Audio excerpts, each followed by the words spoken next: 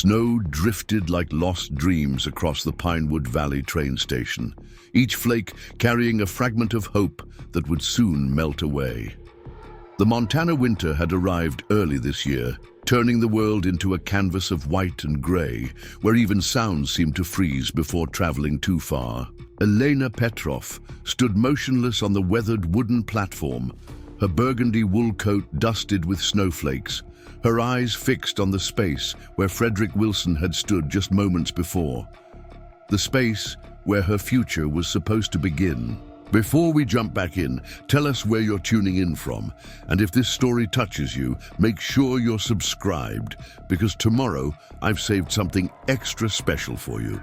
"I can't marry someone who barely speaks English," he had said, his voice tinged not with cruelty, but with something worse, disappointment and mild disgust. The letters never mentioned how foreign you are. His friends had laughed nervously, eyes averted. One had muttered something about false advertising as they'd walked away, leaving Elena alone with her 2 suitcases and a photograph of a man who had seemed kind in his letters, but couldn't bear the reality of her Ukrainian accent and unfamiliar ways. Elena's gloved fingers tightened around the handle of her suitcase as the train whistled and pulled away, taking with it any chance of retreat. 3 months of correspondence, a journey across an ocean and a continent, and it had ended with 5 minutes of uncomfortable silence, followed by rejection. Her wedding dress, carefully packed between layers of tissue paper, now seemed like a cruel joke rather than a symbol of new beginnings. A station master approached, his face a mixture of pity and impatience. "Station's closing soon, miss. Town's about a mile up that road." He pointed toward a snow-covered path that disappeared into pine trees. "There's a boarding house that might take you in for the night." Elena nodded, the English words she'd practiced for months suddenly tangled in her throat. "Thank you." She managed the th sound, still stubbornly resistant to her tongue despite hours of practice. The man shook his head as he walked away. "Shame what some folks do to foreign girls," he muttered, just loud enough for her to hear. The wind picked up, driving tiny shards of ice against her cheeks. Elena closed her eyes and counted to 10. In Ukrainian, then English, then Ukrainian again. A calming technique her grandmother had taught her. The boarding house might offer shelter for the night, but then what? Her return ticket money had gone to new clothes suitable for an American wife. The savings she'd brought were meant to contribute to her new household, not to survive a rejection. She was calculating how many nights she could afford when the sound of an approaching vehicle made her turn. A battered blue pickup truck with a rust-spotted hood pulled up beside the platform, its engine rumbling unevenly in the frigid air. The driver's window rolled down with a creak, revealing a man with weathered skin and dark eyes beneath the shadow of a worn cowboy hat. "You waiting for someone?" he asked, his accent curling around the words in a way that wasn't quite American, at least not the American Elena had heard in films and language recordings. "No," she replied, straightening her shoulders despite the heaviness in her chest. "Not anymore." The man studied her for a moment, taking in the suitcases, the formal coat, the careful makeup that had taken an hour to apply that morning. Understanding dawned in his eyes. "You're Frederick Wilson's bride," he said, not a question but a statement. Elena's chin lifted slightly. "I was supposed to be." The man's jaw tightened. He killed the engine and got out of the truck, revealing himself to be tall and broad-shouldered, dressed in work-worn jeans and a heavy canvas jacket. He moved with purpose but didn't approach too closely, as if giving her space was a form of respect. "I'm Thomas Garcia," he said. "I own Sunrise Ridge. Ranch about 12 miles outside town." He gestured to her luggage. "I'm headed into town for supplies. I can give you a ride to the boarding house." Elena hesitated. In Ukraine, she'd been warned about the dangers of strange men, but the alternative was walking a mile through snow, in shoes meant for a wedding, not a winter trek. "Why would you help?" she asked, unable to keep the wariness from her voice. Thomas removed his hat briefly, snow immediately settling in his black hair that was starting to silver at the temples. "Because it's 20 degrees and dropping, and no one should be left at a closed station in this weather." He paused, then added, "And because I know what it's like to be the foreigner everyone's staring at." There was something in his voice, an echo of old pain that resonated with Elena's current reality. She nodded once, decisively. "Thank you. I am Elena Petrov," she said, offering her name like a small gift of trust.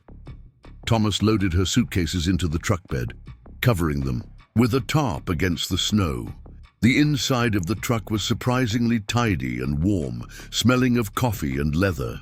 As they pulled away from the station, Elena watched the platform disappear behind them, along with the future she had planned so carefully. "Frederick Wilson is known for big talk and small follow-through," Thomas said after they'd been driving. In silence for several minutes, "I'm sorry you got caught in his nonsense." Elena looked out at the passing landscape, pine trees heavy with snow, occasional glimpses of mountains in the distance, all of it beautiful in a stark, unforgiving way. "He said my English is not good enough," she replied, each word carefully formed, "that I am too different." Thomas made a sound somewhere between a scoff and a sigh. "His loss," he said simply, and they fell back into silence. The truck rounded a bend, and Pinewood Springs came into view, a collection of storefronts and houses nestled against the mountainside like a painting on a Christmas card. Smoke curled from chimneys, and holiday decorations brightened windows. Despite it being only November, it would have been charming under different circumstances. As they approached the main street, Thomas slowed the truck. "The boarding house is just up there," he said, nodding toward a 3-story Victorian painted a faded blue. "Mrs. Bennett runs it. She's strict but fair." Elena reached for her purse, wondering how to ask about rates without revealing how limited her funds were. Before she could speak, Thomas continued, "I should mention I'm not just giving you a ride. I might have a job offer if you're interested." Elena's gaze snapped to his face, searching for signs of deception or worse. His expression remained neutral, his eyes on the road. "What kind of job?" she asked carefully. "My housekeeper quit last month. Ranch house needs looking after. Cooking, cleaning, basic management. I've got a separate cabin for staff housing. It's small but warm, and it would give you time to figure things out." The offer hung between them. Elena had come to America to be a wife, not a housekeeper, and yet the practical side of her recognized an opportunity when it presented itself. Shelter, income, time to regroup. "Why would you hire someone you just met, someone who is—" She hesitated, Frederick's words still stinging. "Too foreign." Thomas parked the truck in front of a general store and turned to face her fully for the first time. His eyes were deep, brown, carrying a weariness that seemed at odds with his strong presence. 25 years ago, I crossed the border from Mexico with nothing but the clothes I wore and my mother's rosary," he said quietly. "I was 12. A rancher outside of Laramie took a chance on me, gave me work, taught me English and ranching. When he died, he left me enough to start my own place." He tapped his fingers once on the steering wheel.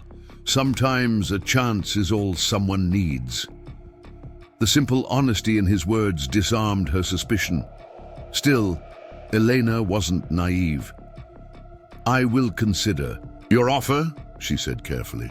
But first I will stay at boarding house. If I decide yes, I will come find you tomorrow." Thomas nodded, accepting her caution without offense. "Fair enough." He reached into his pocket and pulled out a business card, slightly bent at the corners. "My information. The ranch is easy to find. Just follow Route 16 east out of town for about 10 miles. You'll see the sign." Elena took the card, noticing the simple design. Sunrise Ridge Ranch, in clean font with an outline of mountains beneath. It looked professional, not like the hasty offering of someone with unsavory intentions.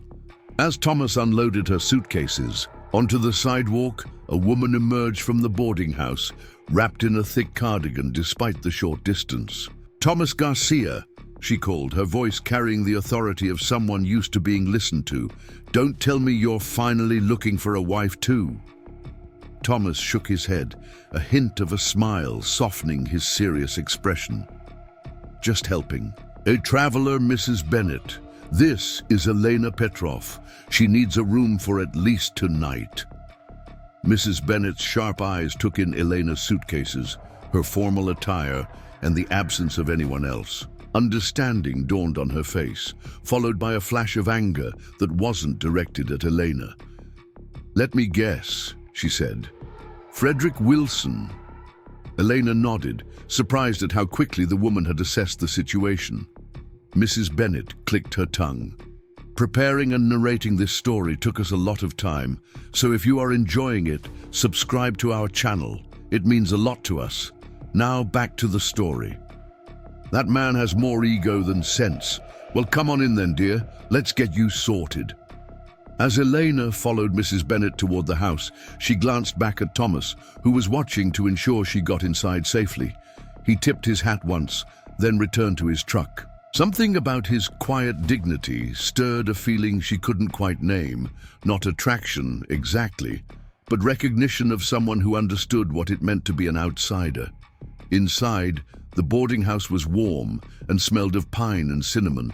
Mrs. Bennett led Elena to a small but clean room on the second floor, explaining the house rules with brisk efficiency. "Breakfast at 7, dinner at 6 if you want it. Extra charge for meals, no men in the rooms, no smoking, laundry day is Tuesday." She paused, her businesslike demeanor softening slightly. "I've seen 3 mail-order brides come through Pinewood in the last decade. 2 left right away. 1 stayed and married the blacksmith's son." She patted Elena's arm. "Don't let Frederick Wilson make you think that's how all Americans are." Left alone in the tidy room, Elena finally allowed herself to cry. Not the dramatic sobs of a broken heart, but the quiet tears of someone who had gambled everything on a new life and found herself stranded in the space between what was and what might be. She cried for the family she'd left behind in Kyiv, for the careful preparations that had come to nothing, and for the small, persistent flame of hope that refused to be extinguished despite everything. When the tears subsided, she washed her face and changed into her nightgown, moving with the precise actions of someone determined to maintain dignity even in private. From her suitcase, she removed a small framed photograph of her parents and younger brother, setting it on the bedside table. "I will find a way," she whispered to them in Ukrainian. "This is not the end." Outside her window, snow continued to fall, transforming the unfamiliar landscape into something both beautiful and daunting, much like the unexpected future that now lay before her. Morning arrived with harsh sunlight reflecting off fresh snow and the smell of coffee seeping under Elena's door. She dressed carefully in her most practical outfit, a navy blue skirt and cream blouse with thick stockings and low-heeled boots. Her long chestnut hair was braided and pinned into a simple chignon, and she allowed herself only the lightest touch of makeup. Today was not about beauty, but capability. At breakfast, Mrs. Bennett introduced her to the other boarders, a retired school teacher, a young man working at the lumber mill, and a widow who ran the local post office. They were politely curious about Elena, but thankfully asked few questions about why she was there. The conversation instead turned to local matters, the early winter, preparations for the town's Founders' Day celebration, speculation about which shops might close if the snow kept tourists away. Elena listened attentively, Noting the easy way they incorporated her into their conversation, despite her occasional struggles with English idioms. It was nothing like Frederick's impatient dismissal of her accent or his friend's uncomfortable stares. After breakfast, Elena approached Mrs. Bennet about extending her stay. The older woman named a weekly rate that would deplete Elena's savings within a month. "I need to find work," Elena stated simply. Mrs. Bennet folded linens as they spoke, her movements efficient. "What can you do, dear?" "In Ukraine, I was teacher of young children, but here, without proper certification," she shrugged. "I can cook, clean, sew. I make traditional embroidery, very fine work." Mrs. Bennet considered this. "The diner might need help washing dishes. The hotel sometimes needs cleaning staff, but..." She hesitated. "Thomas Garcia's offer might be your best option, at least, for now." Elena's surprise must have shown on her face because Mrs. Bennet smiled knowingly. "Small town," she explained. "News travels. Thomas mentioned it when he came by this morning to leave something for you." She pointed to a paper bag sitting on a side table in the hallway. Inside, Elena found a thick wool scarf in a deep forest. Green and a note written in neat, precise handwriting. "The offer stands. Montana winters are cold. T.G." The simple gesture, practical rather than romantic, respectful of her independence, settled something in Elena's mind. She borrowed Mrs. Bennet's telephone and, consulting Thomas's business card, dialed the number for Sunrise Ridge Ranch. A man answered, his voice accented differently than Thomas's. "Sunrise Ridge, Oscar speaking." "I would like to speak with Mr. Garcia, please," Elena said carefully. "Just a moment." There was a muffled shout, then the sound of the receiver being passed. "This is Thomas," came the now familiar voice. "Mr. Garcia, this is Elena Petrov. I am calling about the housekeeper position." There was a brief pause. "You're interested?" "Yes," she replied. "I would like to see the ranch and discuss details." "I can pick you up in an hour," he offered. "Or Oscar can, if you'd prefer." Elena appreciated that he'd given her an alternative, sensing her potential, wariness about being alone with him. "You can come," she decided. "1 hour is good." Exactly 1 hour later, the blue pickup pulled up in front of the boarding house. Elena was waiting, her suitcases packed, her bill settled with Mrs. Bennet. She had decided that regardless of what happened at Sunrise Ridge, she wouldn't return to the boarding house. Her limited funds demanded more decisive action. Thomas loaded her luggage into the truck without comment on the fact that she had brought everything, only raising an eyebrow slightly as if noting her determination. The green scarf was wrapped around her neck, and he nodded once in approval when he saw it. "It suits you," he said simply. As they left Pinewood Springs behind, the landscape opened up into rolling hills and valleys, snow-covered but beautiful in the midday sun. Thomas drove with comfortable silence, allowing Elena to take in her surroundings.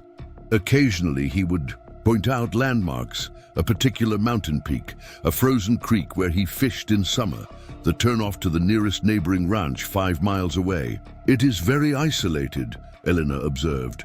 Thomas nodded. "That's ranching in Montana. Winters can be hard. Spring makes it worth it." They turned onto a long driveway, marked by a wooden sign bearing the silhouette of mountains and the ranch's name. The driveway wound through a stand of pines before opening to reveal a sprawling valley with mountains rising dramatically in the distance. Nestled against a hillside stood a large log home with a wraparound porch and smoke curling from its chimney. Nearby were several outbuildings, a barn, corrals, and set slightly apart, a small cabin partially sheltered by pine trees. "The ranch house," Thomas said, gesturing to the main building. "Staff cabin is over there, been empty since Maria left. She was the housekeeper for 8 years before her daughter in Billings needed help with grandkids." He parked near the main house, and before Elena could reach for her door, it swung open to reveal a man in his 60s with weathered features and salt and pepper hair. "You must be Elena," he said warmly, his accent similar to Thomas's but stronger. "I'm Oscar Reyes, foreman and cook when we don't have a proper housekeeper." He extended a hand which Elena shook, noting the strength and calluses that spoke of a lifetime of manual work. Come in, Oscar continued. "I made coffee, and there's still some apple cake from yesterday if Thomas didn't finish it all." The interior of the ranch house was surprisingly welcoming, spacious but not ostentatious, with wooden beams crossing high ceilings and large windows that captured the mountain view. A stone fireplace dominated one wall of the living area, with comfortable-looking furniture arranged to take advantage of both the fire and the view. The decor was minimal but tasteful, with Native American textiles adding color to the natural wood tones. "House has 5 bedrooms, 3 baths," Thomas explained as he led her through. "My office is down here, master bedroom 2. Upstairs has guest rooms and a library that no one uses enough." The kitchen was large and well-equipped, though Eleanor noted signs of bachelor living, mismatched mugs hanging on hooks, a coffee maker that had seen better days, dishes drying in a rack beside the sink. Oscar poured coffee and served generous slices of apple cake as they sat at the kitchen table. The cake was delicious, and Elena said so, earning a proud smile from Oscar. "My grandmother's recipe," he said, "but I'm no proper cook. Been surviving on basics since Maria left." Thomas finally addressed the practicalities. The job would be managing the house, cooking, cleaning, laundry. "We handle the ranch work. During calving season in spring, we sometimes have extra hands staying, so more meals to prepare then. Pay is monthly, plus room and board in the cabin." He named a figure that was modest but fair. "You would have Sundays off," Oscar added. "And Thomas isn't picky about food." "I would need my own space," Elena said. "Private." Thomas nodded.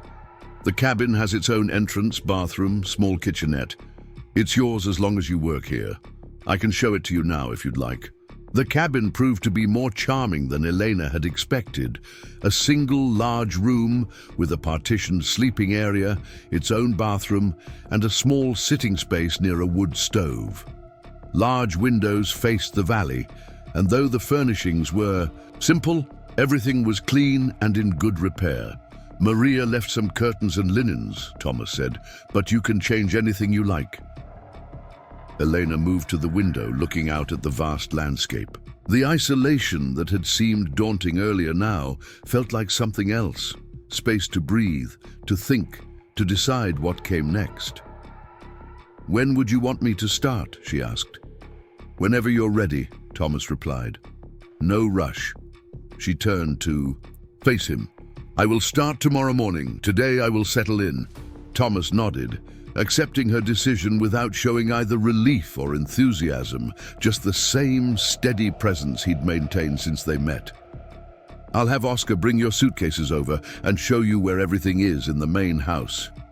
There's a landline phone in both houses if you need to make calls." As he turned to leave, Elena spoke again. "Mr. Garcia." He paused. "Thank you for the scarf and the chance." Something flickered across his face, not quite a smile, but a softening. "Thomas is fine," he said, "and you're welcome, Elena." Left alone in what would be her home for the foreseeable future, Elena took stock of her situation. Less than 24 hours ago, she had been abandoned at a train station, her plans shattered. Now she had shelter, employment, and a small measure of security. It wasn't the life she had traveled across the world to find, but perhaps it was the life she needed to discover who she could become in this strange, beautiful, challenging country. She unpacked her belongings, arranging her few treasures from home: the family photograph, a hand-embroidered pillowcase made by her grandmother, a small wooden box containing letters from her brother. When Oscar brought her suitcases, he also brought a basket containing bread, cheese, cold meats, and fruit. "Thomas thought you might want to eat alone tonight," he explained. "Get settled. Tomorrow we can show you how everything works in the main house." Elena thanked him and was somewhat relieved when he left without lingering to chat. The emotional toll of the past day had begun to catch up with her, and she longed for the privacy to process everything that had happened. As darkness fell over the mountains, Elena wrapped herself in Thomas's green scarf and stepped onto the small porch of her cabin. Stars emerged in the clear night sky, more brilliant than she had ever seen, unchallenged by city lights. The air was crisp and sharp with pine scent, the silence profound, except for the occasional distant sound from the animals. Standing there, gazing at a sky that somehow seemed both foreign and eternal, Elena felt something unexpected, not happiness exactly, but possibility. Frederick Wilson's rejection had seemed like an ending. Perhaps instead it was merely a redirection to a path she had never considered. "Tomorrow," she whispered to herself in Ukrainian, then carefully in English, "tomorrow is a new beginning." Elena woke to the sound of distant cattle and the gentle creaking of the cabin as it settled against the morning cold. For a disorienting moment, she forgot where she was, not in Kyiv, not in a bride's new home, but in a small cabin on a Montana ranch owned by a man she barely knew. The wood stove had burned down to embers overnight, and her breath formed visible clouds in the chilly air. She wrapped a blanket around her shoulders and padded across the cold wooden floor to stoke the fire back to life. Through the frost-edged windows, she could see the first hint of dawn breaking over the eastern mountains, painting the snow-covered valley in hues of pink and gold. The main ranch house sat dark and quiet, though a light burned in what she guessed was the kitchen. Thomas had mentioned breakfast was usually at 5:30, a schedule that seemed brutally early until she remembered that ranch work began with the sun, regardless of season. Elena dressed quickly in her warmest clothes, adding the green wool scarf as both protection against the cold and a small acknowledgement of Thomas's consideration. She had slept surprisingly well despite everything, perhaps from exhaustion, or perhaps from the profound silence of the mountains, so different from city sounds, or even the constant murmur of the boarding house. The path from her cabin to the main house was short, but treacherous with packed snow. Elena walked carefully, mindful of her footing, watching as her breath crystallized in the frigid morning air. As she approached, she could smell coffee and hear male voices speaking in Spanish. Rapid and familiar, punctuated by occasional laughter, she hesitated at the kitchen door, suddenly unsure of her place in this established routine. Before she could decide whether to knock, the door swung open, revealing Oscar with a steaming mug in hand. "Ah, good morning," he said, switching seamlessly to English. Come in. Coffee's ready." The kitchen was warm and bright, with the rich aroma of coffee and something sweet baking in the oven. Thomas sat at the large wooden table, a mug between his hands and papers spread before him. He looked up when she entered, nodding a greeting. "Sleep okay?" he asked, his voice rough with morning. "Yes, thank you," Elena replied. Accepting the coffee Oscar pressed into her hands. "The cabin is very comfortable." Oscar gestured for her to sit and returned to the stove where he was checking on what appeared to be cinnamon rolls.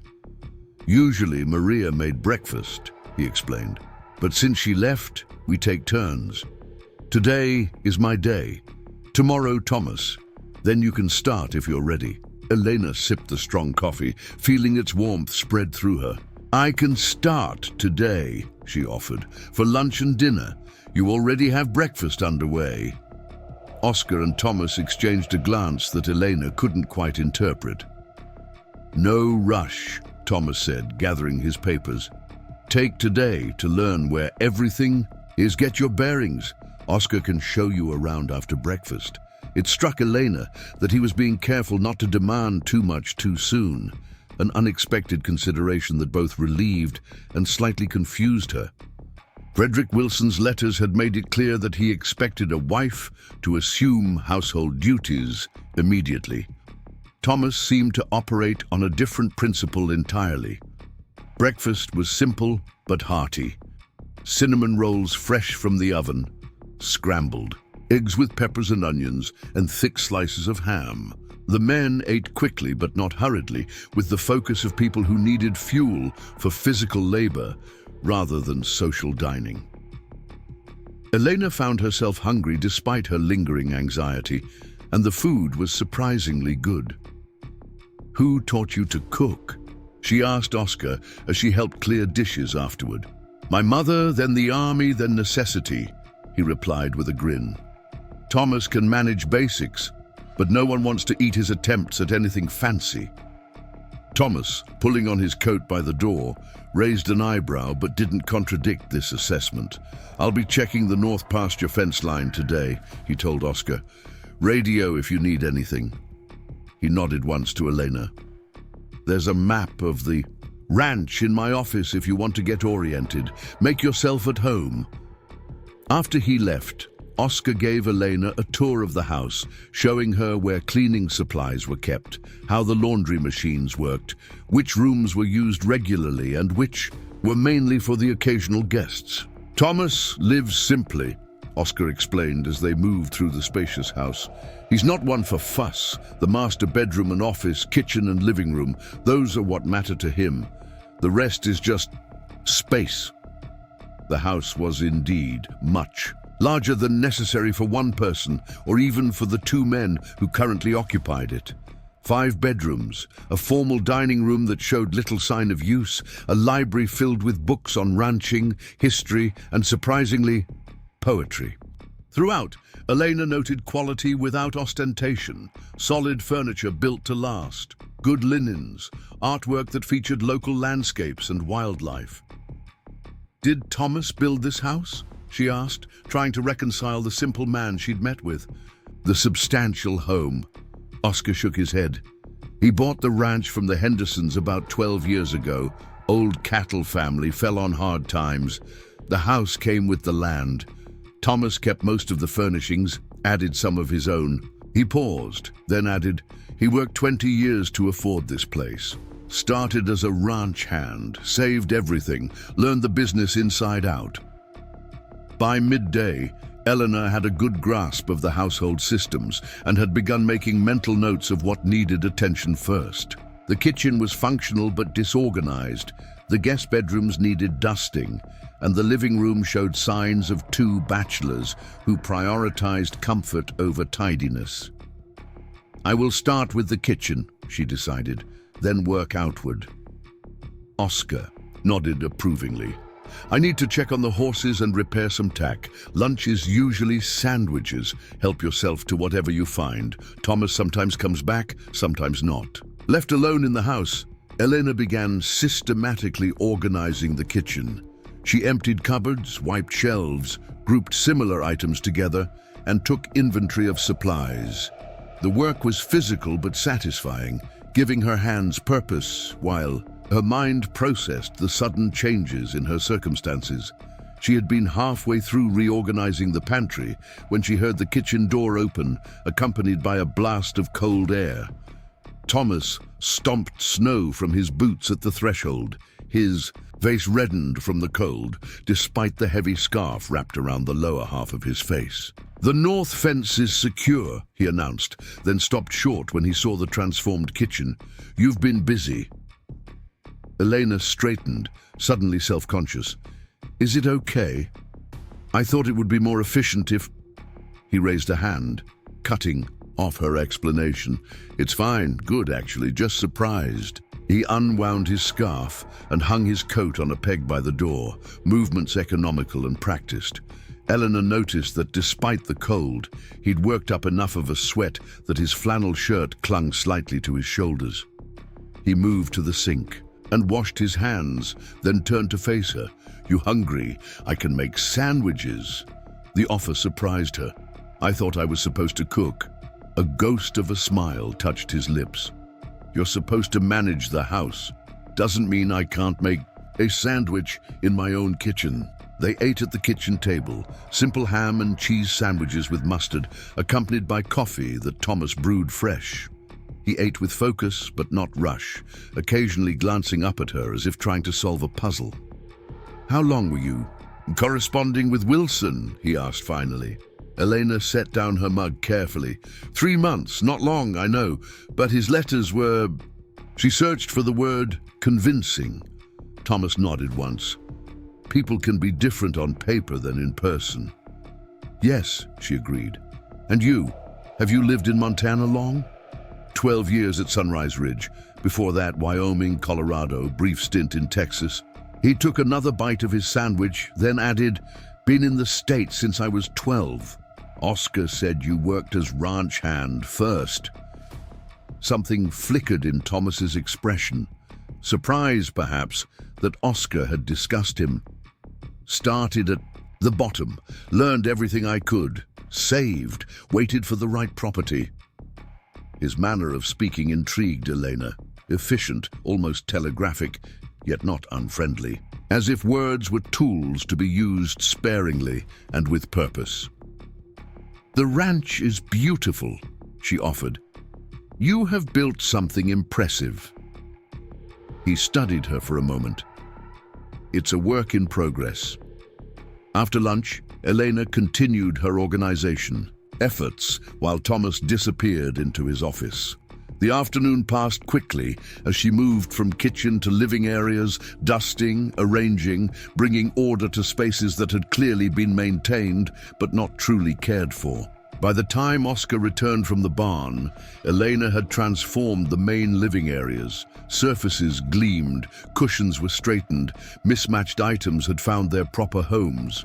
She'd even discovered a vase of dried wildflowers in a closet and placed it on the coffee table, adding a touch of color to the room. Oscar whistled low when he saw the changes. "Thomas hired a housekeeper and got a miracle worker," he said with genuine appreciation. "I haven't seen this place look so good since Maria was still trying to impress us." Elena felt a flush of pride at the compliment.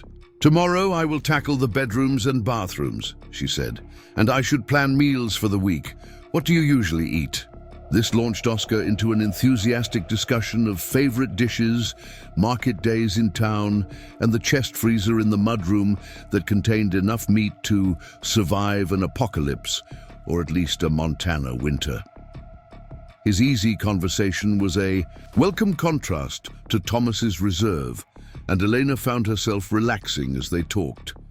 For dinner, she prepared a simple but hearty beef stew using ingredients she found in the freezer and pantry, along with fresh bread that Oscar assured her had been delivered by a neighbor only yesterday. Thomas emerged from his office at the smell of cooking food, looking slightly surprised at the transformation taking place in his home. The three ate together in the kitchen, the men with obvious appreciation for the home-cooked meal. Conversation flowed more easily than Elena had expected, with Oscar sharing stories of ranch mishaps and local gossip. Thomas spoke less, but listened attentively, occasionally offering a dry observation that made Oscar laugh and even drew small smiles from Elena. As they finished eating, Thomas leaned back in his chair, regarding Elena with that same thoughtful expression she'd noticed before. "You cook Ukrainian food too?" The question surprised her. "Yes, of course, but I wasn't sure if..." "I'd like to try it," he said simply, "if you're willing." The request was unexpected but pleased her. "I would. Need certain ingredients. Some might be hard to find here." "Make a list," Thomas replied. "Town run is on Thursdays." After dinner, Elena insisted on handling the cleanup alone, sending the men to the living room where Oscar turned on a small television to check the weather forecast. Through the doorway, she could see Thomas in his armchair, not watching the TV but reading through papers that looked like invoices or receipts. Later, as she prepared to return to her cabin for the night, Thomas approached her with an old but sturdy flashlight. Path gets dark, he explained, handing it to her. And there's an extra radio on the shelf by your door. Use it if you need anything. We keep them on at night. The consideration touched her. Thank you, I will see you at breakfast. He nodded. 5:30, but sleep if you need it. Job will wait. Outside, the night was crystal clear and bitterly cold, stars blazing in patterns both familiar and somehow different from the Ukrainian skies she knew. Elena walked carefully along the path, flashlight illuminating the way, aware of the profound silence around her. No traffic, no neighbors, only the occasional distant sound of cattle or the whisper of wind through pine needles. The cabin welcomed her with residual warmth from the morning's fire, which she soon built back to life. As she prepared for bed, Elena found herself reflecting on the day with a sense of accomplishment she hadn't expected. The work was straightforward but satisfying, the environment peaceful, and the men respectful if not overly warm. It wasn't the life she had planned, and yet, as she slipped under the heavy quilts of her bed, Elena acknowledged that there was dignity in this arrangement that might have been lacking in her intended marriage. Frederick Wilson had wanted a wife who would slip seamlessly into his vision of American life, someone who would erase her differences, her foreignness. Thomas Garcia, it seemed, simply wanted someone to manage his household and expected nothing beyond competence. The irony wasn't lost on her, that a man who shared her experience of being foreign in America had offered her the chance that an American had denied her.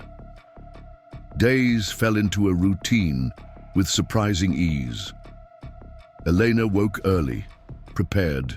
Breakfast for the men, spent her days bringing order and comfort to the large house. She learned the rhythms of ranch life, early mornings, weather dictating the day's work, the constant awareness of animals that needed tending, regardless of human concerns.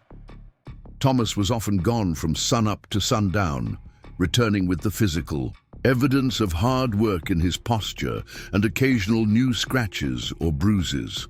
Oscar split his time between the barn, the cattle, and mechanical repairs, singing Mexican folk songs as he worked. Elena found herself listening for his voice, a reminder that she wasn't entirely alone in this vast landscape. Thursday arrived with the promise of a trip to town for supplies. Elena had compiled a careful list, including a few items for Ukrainian. Dishes she thought might appeal to the men, nothing too exotic, but flavors that reminded her of home. Thomas studied the list without comment when she handed it to him at breakfast, merely folding it into his shirt pocket with a nod. "You want to come along?" he asked, surprising her. "Might be good for you to see more than just the ranch." The offer was tempting. Elena had been at Sunrise Ridge for only 4 days, but already the isolation was occasionally overwhelming. Still, the thought of potentially encountering Frederick Wilson in town made her hesitate. "Town's small," Thomas said, seeming to read her concerns, "but big enough to avoid people if needed." His understanding decided her. "Yes, I would like to come."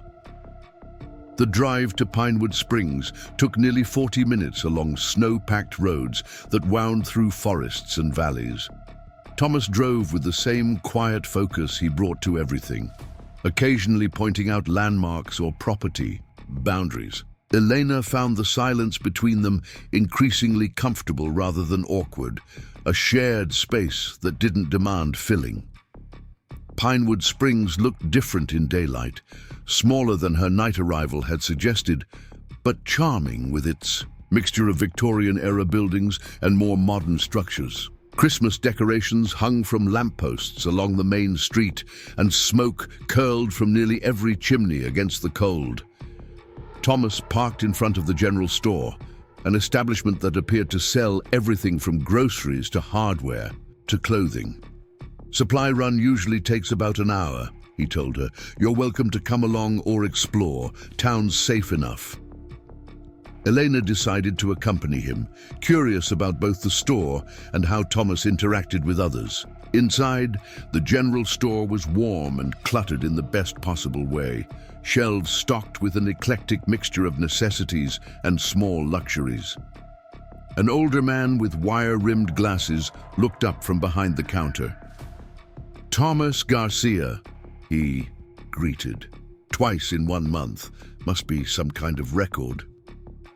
Thomas's mouth quirked in what Elena was beginning to recognize as his version of a smile. "Running low on coffee, Jim. You know I don't mess around with that." Jim's gaze shifted to Elena, curiosity evident but not unkind. "And who's this?" "Elena Petrov," Thomas said. "New housekeeper at Sunrise Ridge." Elena extended her hand, which Jim shook warmly. "Pleasure to meet you, Ms. Petrov. Welcome to Pinewood."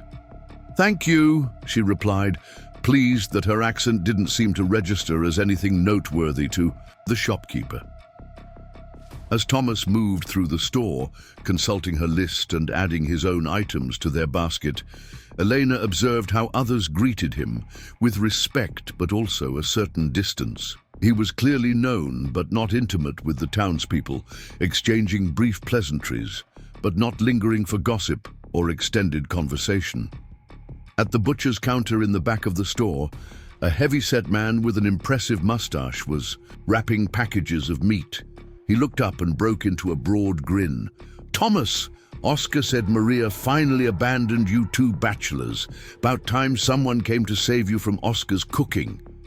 Thomas introduced her to Frank, the butcher, who insisted on showing Elena his finest cuts and offering cooking suggestions. His friendliness was genuine, but not intrusive, and Elena found herself warming to his enthusiasm for his trade. "You should come to the Founders' Day celebration next weekend," Frank told her as he wrapped their order. "Whole town turns out. Food, music, even some dancing, if the weather holds enough to use the town square." Before Elena could respond, a woman's voice cut through the store, loud and penetrating. "I simply don't understand why we need to change anything. The celebration has been the same for decades." Thomas tensed almost imperceptibly beside her, and Elena turned to see a tall, thin woman with perfectly styled blonde hair speaking to another woman near the front of the store. The blonde's voice carried an unmistakable note of authority. "Margaret Wilson," Thomas murmured, just loud enough for Elena to hear. "Frederick's mother, head of the town council and self-appointed keeper of traditions." Elena felt her stomach tighten. She had known Pinewood was small, but she hadn't prepared herself for such a direct connection to her recent humiliation. Thomas must have noticed her discomfort because he shifted slightly, positioning himself between Elena and the front of the store, creating a buffer without being obvious about it. They finished their transaction with Frank and moved to gather the remaining items on their list. Thomas was efficient, familiar with the store's layout, adding items to their basket with minimal consultation. Elena found herself watching the front of the store, where Margaret Wilson continued her conversation, gesturing emphatically to make some point about proper decorations. They had almost completed their shopping when Margaret's voice rose again, this time with an edge of disgust. "Well, I, for one, am relieved Frederick came to his senses. Can you imagine having one of those mail-order foreigners as part of a founding family? They barely speak English and have no understanding of our ways." Elena froze, a can of tomatoes clutched in her hand. The words weren't directed at her. Margaret clearly had no idea she was in the store, but the casual cruelty hit with stunning force. Thomas's hand closed gently around her wrist, not constraining but grounding. "Almost done," he said quietly. "Just need flour and sugar." He guided her toward another aisle, away from the front of the store. Elena moved mechanically, her face carefully blank despite the burning in her cheeks. She wouldn't give Margaret Wilson the satisfaction of knowing her words had landed with such precision. even if the woman wasn't aware of her target's presence. They completed their shopping in silence and approached the checkout counter, where Jim waited with a sympathetic expression that suggested he'd overheard everything. He rang up their purchases quickly, adding a small package of cookies to their bags without scanning it. "On the house," he said with a wink to Elena. "Welcome gift." As Thomas paid, the bell above the door jingled, and Margaret Wilson approached the counter, her gaze sliding over Elena without recognition before landing on Thomas. "Mr. Garcia," she said with cool politeness, "I don't believe the ranch has contributed to the Founders' Day Fund yet. The celebration is quite costly, you know." Thomas didn't look up from counting bills into Jim's hand. "Check's in the mail, Mrs. Wilson." "How convenient," she replied, her tone suggesting she didn't believe him. "And who is this?" Her gaze returned to Elena, still without recognition. Before Thomas could speak, Elena extended her hand.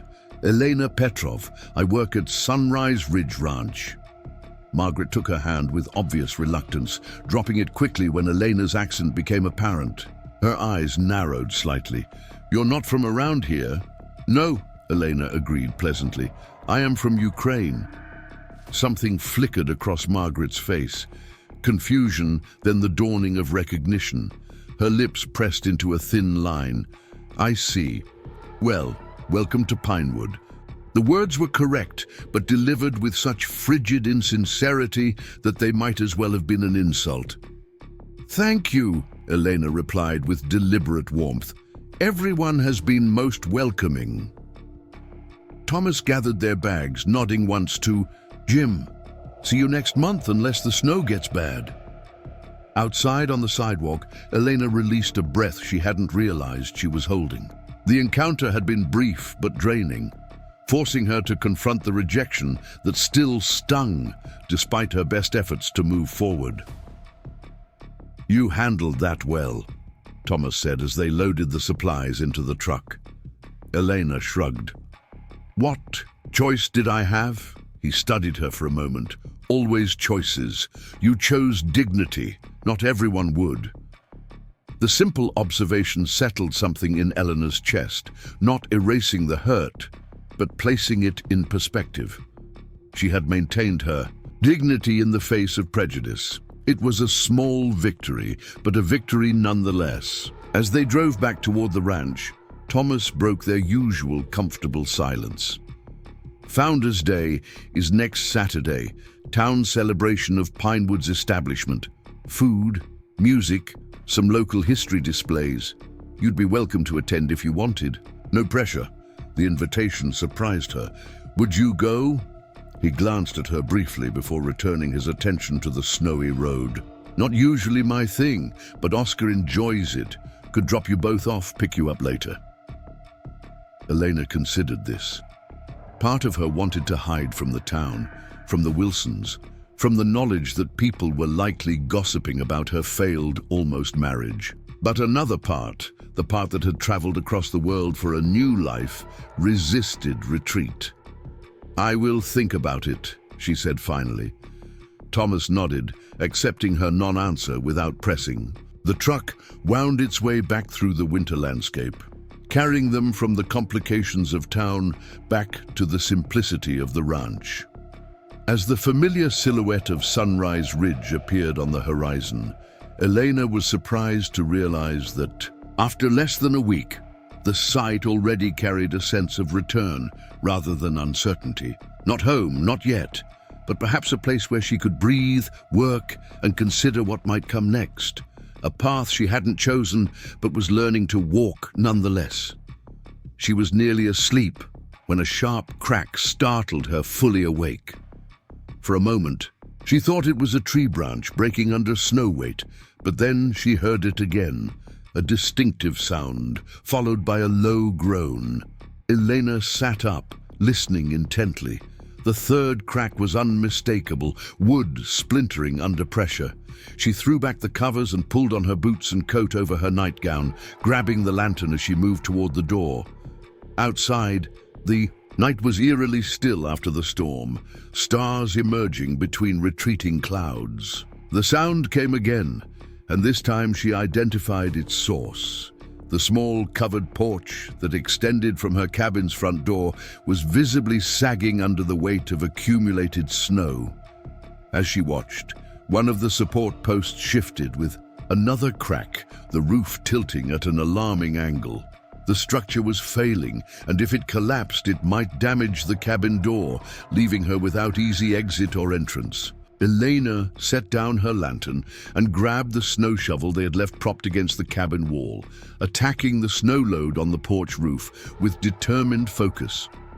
The work was awkward, reaching above her head with the shovel, trying to move heavy, wet snow while maintaining her balance on the slippery ground. She had cleared perhaps a quarter of the roof when she heard the crunch of approaching footsteps. "Elena!" Oscar's voice called through the darkness. "Step back from there." He appeared at the edge of her lantern light, bundled in his coat, and had carrying another shovel and a lantern of his own. "Heard the cracking from the house," he explained, immediately joining her efforts. Roof could go any minute. Together they worked more efficiently, Oscar's height advantage allowing him to reach farther across the porch roof. Still, the structure continued to groan ominously, and Elena could see that the damaged support post was bending further beneath the shifting weight. "Not going to make it," Oscar said grimly. "Get your essentials from inside. You'll have to stay in the main house tonight." Elena hesitated. "But my things, house has spare everything," he interrupted. "Cabin won't collapse, just the porch. We'll fix it when the storm's fully passed, but that post is going to give way soon, and when it does..." He was interrupted by a sharp crack and a lurching movement as the porch roof dropped several inches on one side. "Now, Elena," Oscar urged. Recognizing the danger, Elena hurried inside, grabbing only her warmest clothes, her documents, and the small wooden box containing her family photographs and letters. She had just stepped back outside when the supporting post splintered completely, and the porch roof collapsed with a crash, sending up a cloud of snow and blocking the cabin door with a tangle of wood and snow. "That was close," Oscar said, taking her small bundle from her arms. "Come on, house is warmer anyway." They trudged back to the main house, following their previously shoveled path, now half refilled with drifting snow. Inside, the fireplace had been built up to a roaring blaze, and the living room was pleasantly warm, despite the lack of central heating. "You can take the blue bedroom upstairs," Oscar told her, setting her things on a chair. "It's across from mine and stays warmest because of the chimney wall." Elena nodded, suddenly exhausted from the adrenaline and exertion. "Thank you for coming to help." Oscar shrugged as if it were nothing. "Heard the noise, figured what was happening. Porches often go in heavy snow if not built strong enough. That one's original to the cabin, probably needed replacing anyway." Elena followed him upstairs, where he showed her to a comfortable bedroom decorated in shades of blue and cream. Like the rest of the house, it was simply but tastefully furnished, with a large bed, a dresser, and a small desk near the window. A portion of the stone chimney ran along one wall, radiating gentle heat from the fire below. "Bathrooms down. The hall," Oscar told her. "Extra blankets in the chest. Should be warm enough, but let me know if you need more wood for the fireplace." After he left, Elena arranged her few belongings and changed into warm sleepwear, grateful she had thought to grab such essentials. The bed was surprisingly comfortable, and between the physical exhaustion and the warmth of the room, she soon fell into a deep sleep despite the unfamiliar surroundings. She woke to sunlight streaming through curtains she had forgotten to close, and the enticing aroma of coffee brewing somewhere below. For a disorienting moment, she couldn't place where she was. Then the events of the night before rushed back.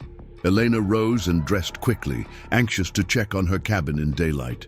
Downstairs, she found Oscar in the kitchen, coaxing flame from the fireplace to heat a pan of bacon.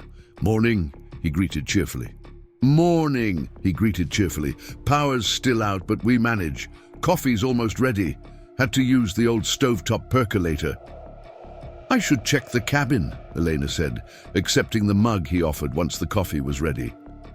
"Already did," Oscar replied.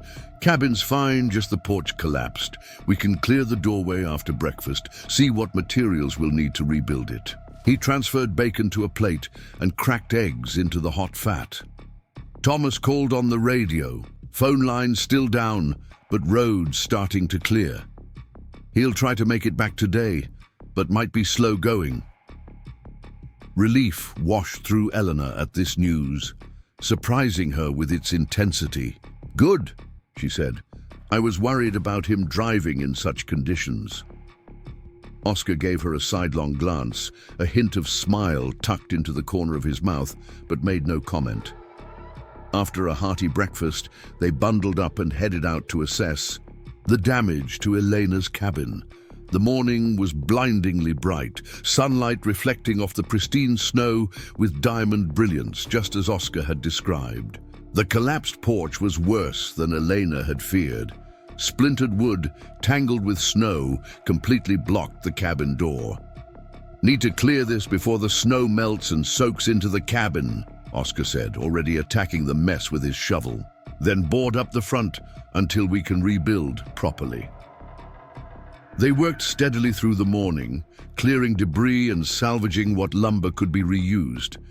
By noon, they had managed to clear access to the door and temporarily seal the front of the cabin with tarps and boards to keep out weather. Inside, everything was untouched, and to Elena's relief, still warm from the banked fire in the wood stove. "You can move back in," Oscar told her, "but no front porch for a while. Use the back door until Thomas returns and we can get materials to rebuild." Elena nodded, relieved that the damage wasn't worse. "When will power return?" "Hard to say. Sometimes a day, sometimes a week. Highway to town has to be cleared first, then repair crews can reach the lines." He surveyed their work with satisfaction. "But we're managing fine. Ranch has seen worse." They returned to the main house for lunch, both tired from the morning's labor. As they ate sandwiches by the fire, Oscar shared stories of other winter emergencies he and Thomas had weathered over the years: frozen pipes, stranded cattle, a memorable incident involving a moose that had somehow gotten into the barn during a blizzard. "Thomas never panics," Oscar said with obvious admiration. "Always has a plan, stays calm no matter what. Good trait in Montana winters." Elena could easily imagine this. Thomas's steady presence facing down nature's challenges with the same quiet determination he brought to daily work. She found herself looking forward to his return, curious whether the storm had altered his habitual reserve or left it unchanged. After lunch, Oscar announced he needed to check the more distant cattle and repair a fence that had reportedly come down during the storm. "Will take a few hours," he told her. "You okay here alone?" Elena assured him she was, and after he left, she turned her attention to the house. There was something intimate about caring for someone else's home during their absence, especially in challenging circumstances. She built up the fires, tidied rooms that had become cluttered during the emergency, and prepared a hearty stew that could simmer slowly over the kitchen fire. While the stew cooked, Elena found herself drawn to Thomas's office, a room she typically cleaned but seldom lingered in. Without electricity, the space was illuminated only by winter light filtering through windows, casting the room in a soft grey glow. Bookshelves lined one wall, filled with volumes on ranching, veterinary medicine, Western history, and to her surprise, several shelves of classic literature and poetry. Elena ran her fingers along the spines, noting titles in both English and Spanish. Many showed signs of frequent reading: cracked spines, pages marked with slips of paper, occasional underlined passages. This glimpse into Thomas's intellectual life intrigued her. He spoke so sparingly that she had never considered what might occupy his mind beyond the practical demands of ranching. On his desk sat an orderly arrangement of ranch accounts and correspondence, a framed map of the property, and a small wooden box similar to the one in which Elena kept her own treasures. She would never have opened it under normal circumstances, respecting his privacy, but as she dusted nearby, her elbow accidentally knocked it to the floor, spilling its contents across the wood planks. Mortified, Elena knelt to gather the scattered items, photographs mostly and what appeared to be letters. As she collected them, her eye caught on a woman's face, smiling up from one of the photographs. A young woman with dark hair and eyes, dressed in a graduation gown and holding a diploma. The woman's smile was radiant, her resemblance to Thomas subtle but unmistakable, same quiet intensity in the eyes, same strong jawline. Another photo showed the same woman with Thomas, both younger, standing beside a horse with mountains in the background. His arm was around her shoulders, his smile more open than Elena had ever seen it. A sister, perhaps? Thomas had never mentioned siblings, but Oscar had referenced a sister in Albuquerque. As Elena carefully returned the photos to the box, a yellowed newspaper clipping slipped from between them. The headline caught her eye before she could look away. Local teacher killed in highway accident. The accompanying photo showed the same dark-haired woman, identified in the caption as Isabella Garcia, 24, beloved elementary school teacher. Elena's heart constricted as understanding dawned. Not a sister, something more, something lost. She quickly refolded the clipping and returned it to the box along with the photos, placing the box back on the desk exactly as it had been. But the knowledge couldn't be unfound. Thomas had lost someone dear to him, someone whose memory he kept carefully preserved in a private box of treasures. This revelation cast his solitary nature in a new light. Not simply preference or personality, but perhaps a response to grief. Elena found herself standing at the window of his office, looking out at the snow-covered landscape that surrounded Sunrise Ridge, wondering how long ago Isabella had died and how deeply the loss still affected him. She was so lost in thought that she didn't hear the approaching vehicle until its engine sound penetrated the quiet house. Looking out, she saw Thomas's blue truck making its careful way up the snow-packed driveway, chains on its tires providing traction in the treacherous conditions. Relief washed through her, both at his safe return and at the distraction from her uncomfortable discovery. Elena hurried to the kitchen to check on the stew, then to the front door, opening it as Thomas trudged up the cleared pathway, carrying his travel bag and what looked like supplies from town. His face was tired, his shoulders slightly slumped from what had clearly been a difficult journey, but his expression lightened fractionally when he saw her waiting. "You made it back," she said, stepping aside to let him enter.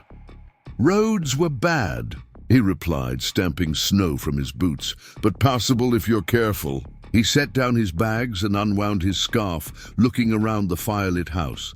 "Power still out?" "Yes. Oscar said it might be days." Thomas nodded, unsurprised. Expected as much. Brought kerosene for lamps, batteries for radios, some supplies. "That might run low." He sniffed the air appreciatively. "Something smells good." "Stew," Elena told him. "Cooking over the fire since Oscar showed me how. Should be ready soon." A hint of smile touched Thomas's mouth. "Good timing. Haven't eaten since breakfast." He removed his coat, hanging it on a peg by the door. "Oscar around?" Checking distant. "Cattle. Fenced down somewhere."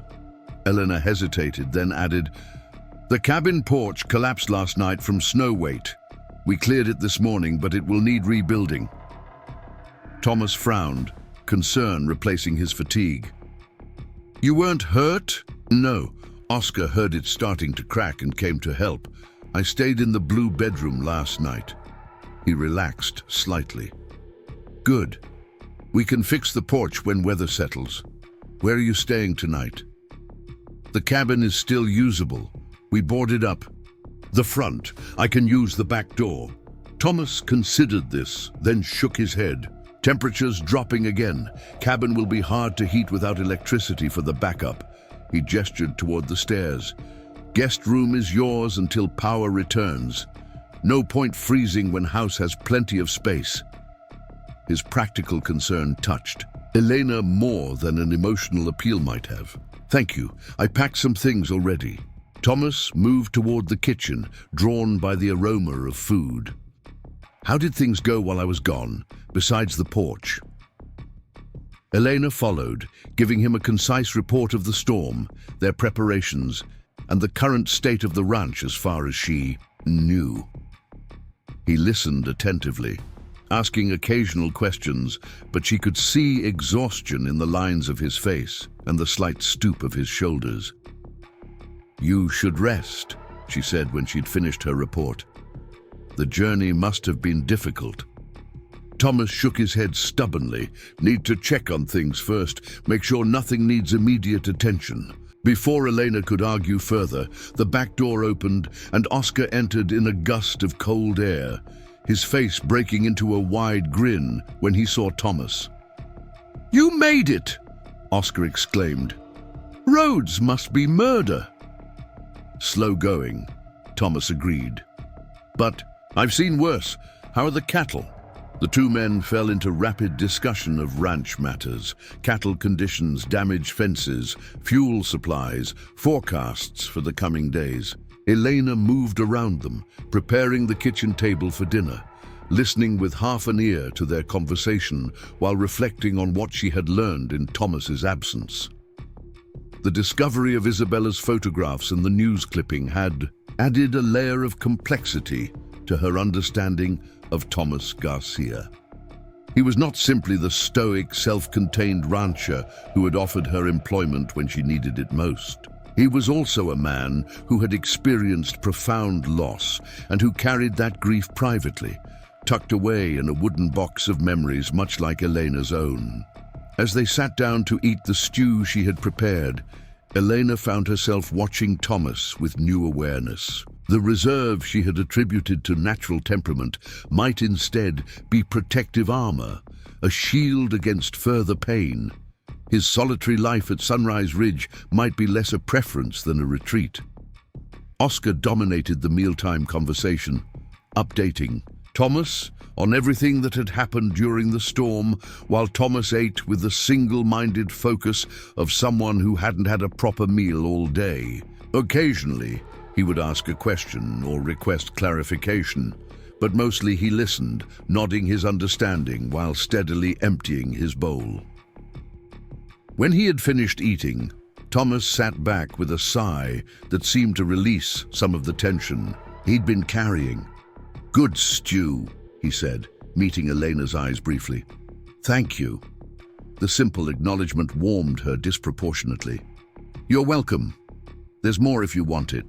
He shook his head. "Later, maybe." To Oscar, he said, "I brought mail from town, some for you from Bozeman." Oscar's face lit up. "From Lucia, my daughter," he explained to Elena. "Probably has new pictures of the grandkids." After dinner, the men retreated to the living room, where the larger fireplace provided both light and warmth. Elena cleaned up the kitchen, working by lantern light, listening to the low murmur of their voices discussing ranch business. When she joined them, Oscar was eagerly sharing photographs that had come in his daughter's letter, while Thomas looked on with what appeared to be genuine interest, despite his fatigue. "My grandson's first day of school," Oscar said proudly, showing Elena a picture of a small boy with a too large backpack. "Lucia says he's already reading."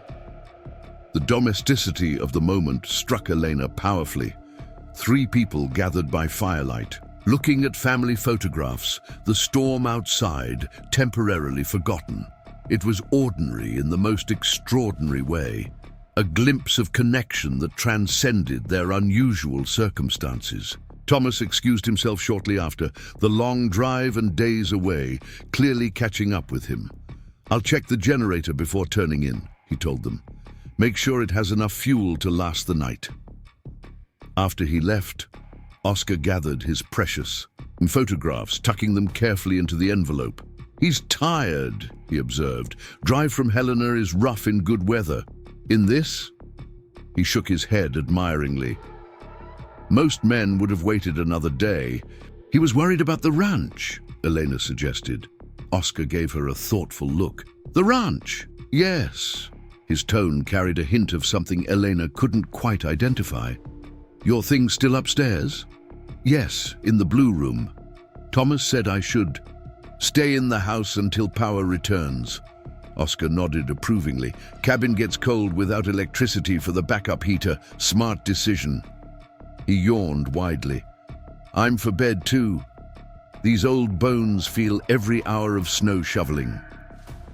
Left alone by the fire, Elena found herself reluctant to go upstairs just yet. The events of the past days swirled in her mind. The storm, the collapsed porch, her accidental discovery in Thomas's office, his return journey through dangerous conditions. Each piece seemed to be forming a more complex picture of the place and people she had stumbled into after Frederick Wilson's rejection. She added another log to the fire and settled into an armchair, watching flames dance and spark. Outside, the night was clear and bitingly cold, stars brilliant above the snow-covered landscape.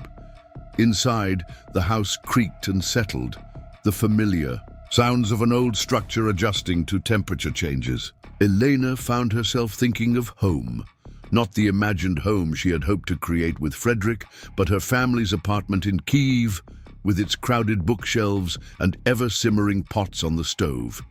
The ache of missing them had dulled slightly, with time and distance, but never disappeared entirely.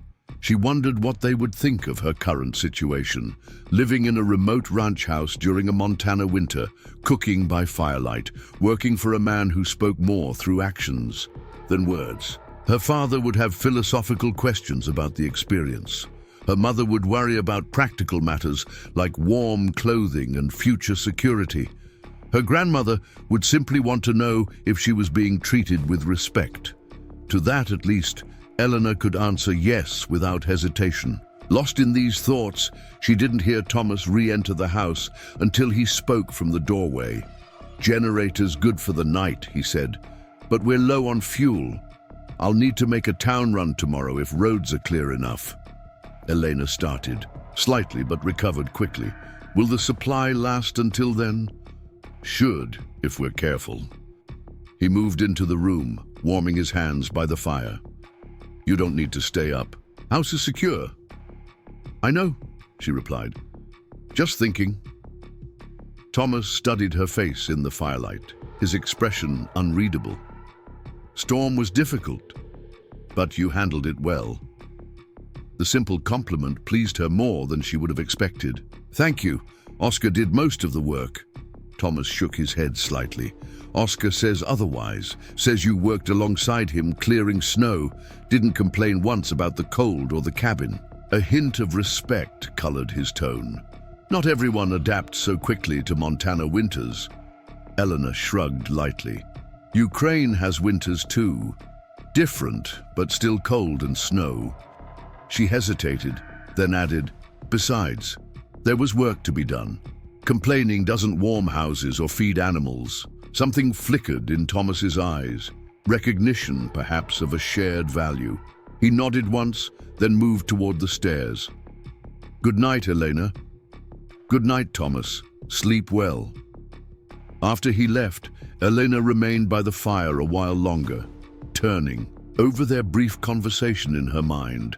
Thomas Garcia was not an easy man to know, his words few, his emotions carefully contained. And yet, in his own way, he had reached out tonight, acknowledging her efforts, expressing subtle appreciation for her resilience. It wasn't much by most standards, but from Thomas, she sensed it represented significant recognition. Combined with what she now knew about his past, the loss of Isabella, whose photographs he still kept. His reserve made more sense. Grief could reshape a person, creating protective barriers against further pain. Elena understood this at a fundamental level, having watched her grandmother rebuild her life after her grandfather's death, maintaining dignity through quiet strength rather than dramatic expressions of sorrow. As she finally headed upstairs to the blue bedroom that had become temporarily hers, Elena found herself wondering about the woman in the photographs. What had Isabella been like? How long ago had Thomas lost her?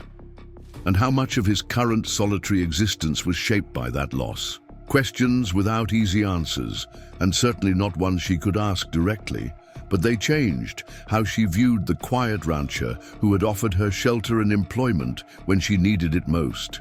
Behind his reserve was not emptiness, but a landscape, as complex as the Montana wilderness itself, with depths and history she had only begun to glimpse. Power returned to Sunrise Ridge 4 days after the storm, announced by the sudden humming of appliances and the flaring of lights left switched on. Elena was in the kitchen preparing lunch when it happened, the modern conveniences resuming their work so abruptly that she jumped slightly. Oscar whooped from somewhere in the living room, and even Thomas, reviewing accounts at the kitchen table, allowed himself a small, satisfied nod.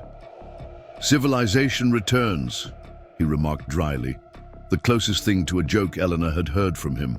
Since his comment about Oscar's snoring, the resumption of normal ranch operations brought a shift in household dynamics.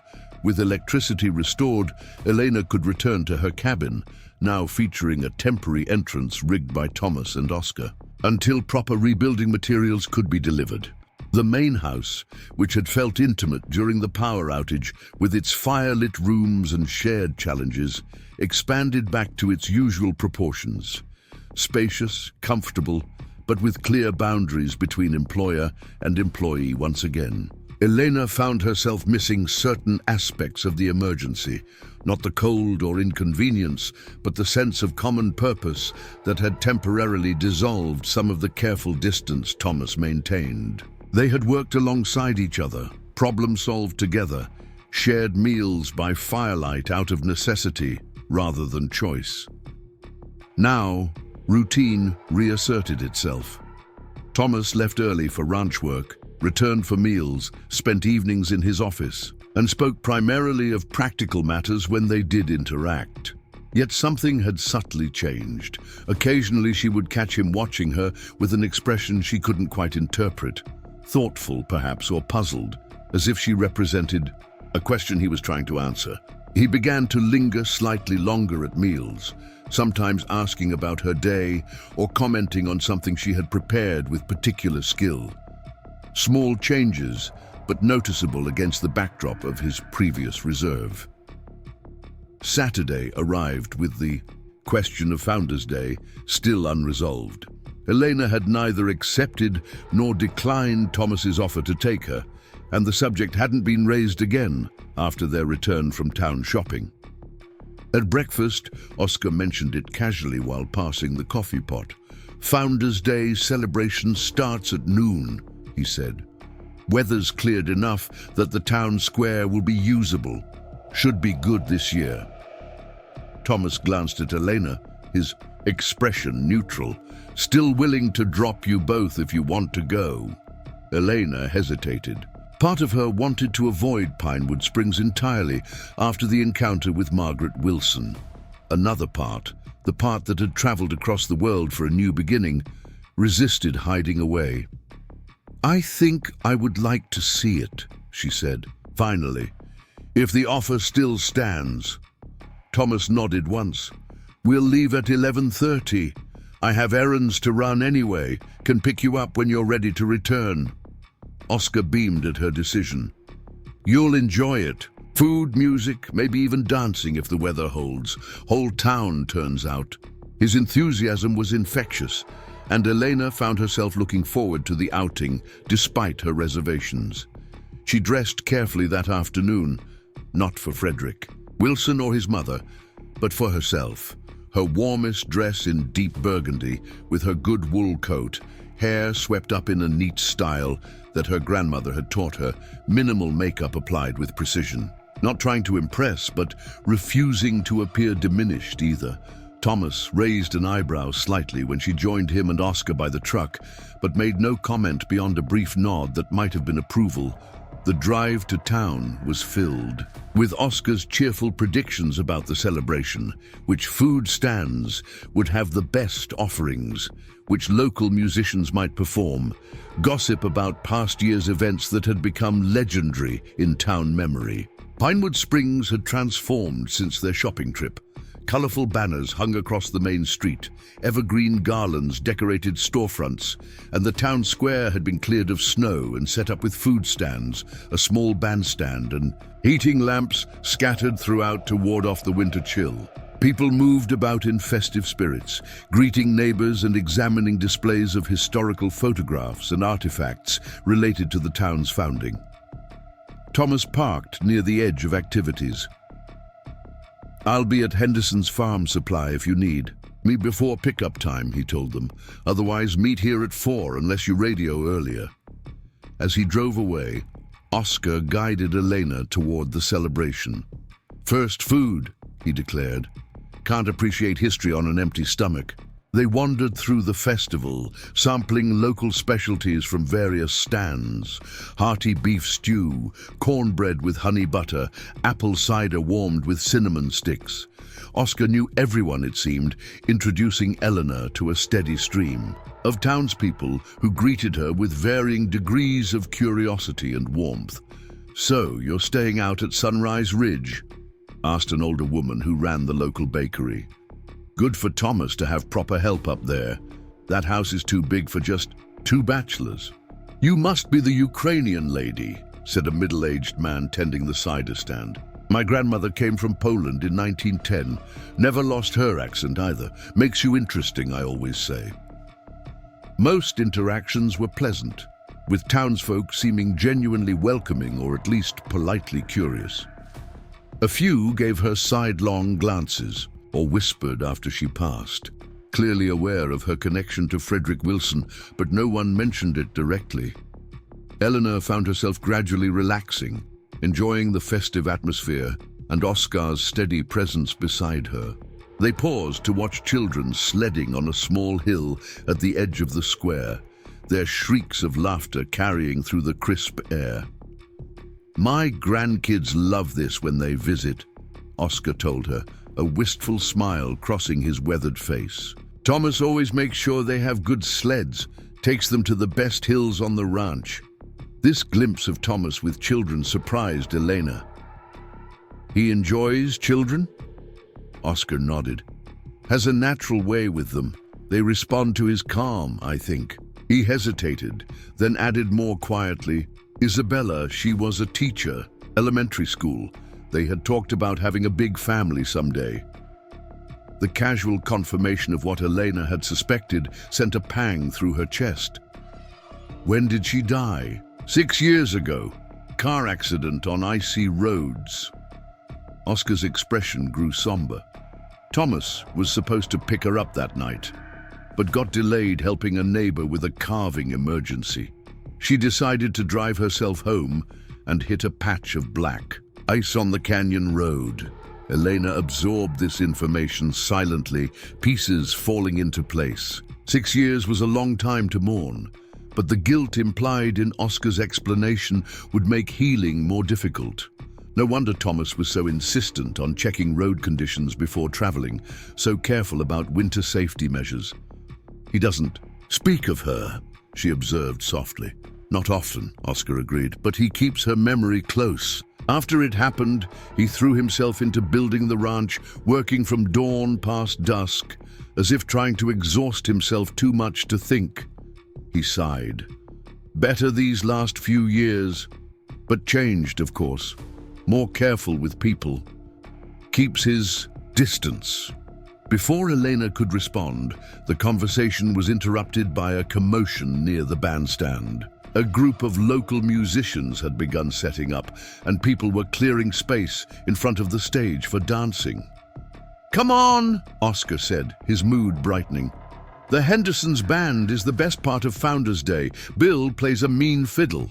They found a spot with a good view of the impromptu dance floor, just as the band launched into a lively tune that had several couples immediately stepping forward. Elena watched with interest as townspeople of all ages joined in what appeared to be a well-known country dance, their movements practiced and joyful despite bulky winter clothing. "Do you dance?" Oscar asked. Elena smiled. "In Ukraine, yes, but I don't know these dances. They're easy enough to learn. Watch for a bit, then maybe—" He broke off suddenly, his expression changing. Elena followed his gaze to see Frederick Wilson entering the square with a petite blonde woman on his arm, his mother following close behind. Frederick's gaze swept the crowd, then stopped abruptly when it landed on Elena. Even from a distance, she could see his face flush with discomfort. "Ignore them," Oscar said quietly. "They're not worth your attention." Elena straightened her, shoulders slightly. "I am not embarrassed," she replied. "He should be." Oscar chuckled approvingly at her response. "That's the spirit." They deliberately turned their attention back to the music, but Eleanor remained acutely aware of the Wilsons' presence. Frederick and his companion moved to the opposite side of the square, but Margaret Wilson, after a brief conversation with her son, began making her way deliberately toward the area where Elena stood with Oscar. "Trouble coming," Oscar muttered. "Want to move elsewhere?" Elena shook her head firmly. "No, I have as much right to enjoy the festival as anyone." Margaret Wilson approached with the confidence of someone accustomed to deference, her smile tight and insincere as she greeted them. "Mr. Reyes," she acknowledged Oscar before turning her attention to Elena. "Ms. Petrov, isn't it? I understand you've taken a position at Sunrise Ridge."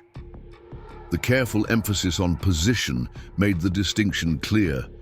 Elena was staff, not an equal in Margaret's social hierarchy. Elena smiled pleasantly, refusing to rise to the bait. "Yes, I manage the household for Mr. Garcia. It's very satisfying work." Margaret's smile didn't reach her eyes. "How fortunate for everyone that things worked out so conveniently. I was concerned you might have difficulty finding suitable arrangements after the misunderstanding with my son." "Misunderstanding?" Elena repeated, her tone cool but controlled. "I don't believe there was any misunderstanding. Your son made his position quite clear." Something flashed in Margaret's eyes, irritation at being challenged, perhaps. "Well, Frederick has always been particular about certain standards. I'm sure you understand. Small towns have traditions, expectations." She glanced meaningfully toward where Frederick stood with the blonde woman. He and Jessica Tanner have a history going back to high school. Sometimes these arrangements from elsewhere simply aren't necessary when local matches are available. The implication was unmistakable. Elena had been a temporary distraction, discarded when a more suitable local option reconciled with Frederick. The knowledge shouldn't have stung. She had no feelings for Frederick beyond lingering indignation. But Margaret's smug certainty that Elena ought to feel rejected was galling. "How fortunate for Jessica," Elena replied with deliberate sweetness.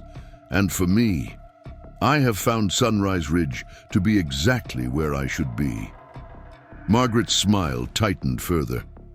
"Yes, well, Mr. Garcia has always had unconventional hiring practices. Birds of a feather, I suppose. Neither of you quite fitting the traditional Pinewood profile." Oscar stiffened beside Elena, but before he could interject, a deep voice spoke from just behind them. "Mrs. Wilson, enjoying the festivities?" Thomas had approached unnoticed during their exchange, his expression composed but eyes sharp as they moved between Margaret and Elena. "Thomas," Margaret acknowledged with a nod that managed to be both polite and dismissive. "I was just welcoming Ms. Petrov to our community traditions, so important for newcomers to understand local values." Thomas's gaze was steady. "Elena understands," Values just fine.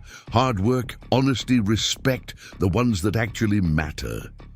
The pointed response hung in the air between them. Margaret's smile became brittle, her eyes narrowing slightly at the implied criticism. Well, different perspectives, I suppose. If you'll excuse me, I should check on the historical display. I curated it personally this year. She departed with a final appraising glance at Elena, her posture rigid with disapproval. Rattlesnakes are friendlier, Oscar muttered when she was out of earshot. Thomas turned to Elena. You okay? The simple question, direct and concerned, touched her. Yes. She did not say anything I haven't heard before. He studied her face for a moment, then nodded. Finished my errands early. Thought I'd check if you were ready to head back. Elena hesitated, reluctant to cut Oscar's enjoyment short, but suddenly weary of navigating the complex social currents of Pinewood Springs. The encounter with Margaret had left a sour taste that diminished her enthusiasm for the celebration. Oscar, perceptive as always, interjected, I'm staying a while longer. My friend Jim was going to give me a ride back later anyway. We've got some catching up to do. He winked at Elena. You two go on. I'll be fine. The relief must have shown on her face because Thomas nodded once, decisively. Let's go then. They walked in silence to the truck, Elena intensely aware of curious glances following their departure. The brief interaction with Margaret Wilson had shifted something, placing Thomas publicly on Elena's side, creating a visible alliance that the town gossips would certainly notice. Once in the truck, Thomas didn't immediately start the engine. Instead, he sat quietly for a moment, hands resting on the steering wheel, expression thoughtful. I heard what she said, he finally remarked, about neither of us fitting the Pinewood profile. Elena sighed softly. She meant we are both foreign, not truly belonging. Thomas's mouth tightened. I've been in Montana longer than she has. Paid more taxes, employed more locals, contributed more to the community. A rare flash of anger colored his tone. But to the Margaret Wilsons of the world, I'll always be the Mexican who should be grateful to be tolerated. The uncharacteristic show of emotion revealed how deeply the prejudice still affected him, despite his successful life. Elena understood immediately. The constant small cuts of being seen as perpetually other, no matter how much one adapted or achieved. In Ukraine, I was simply Elena, she said quietly.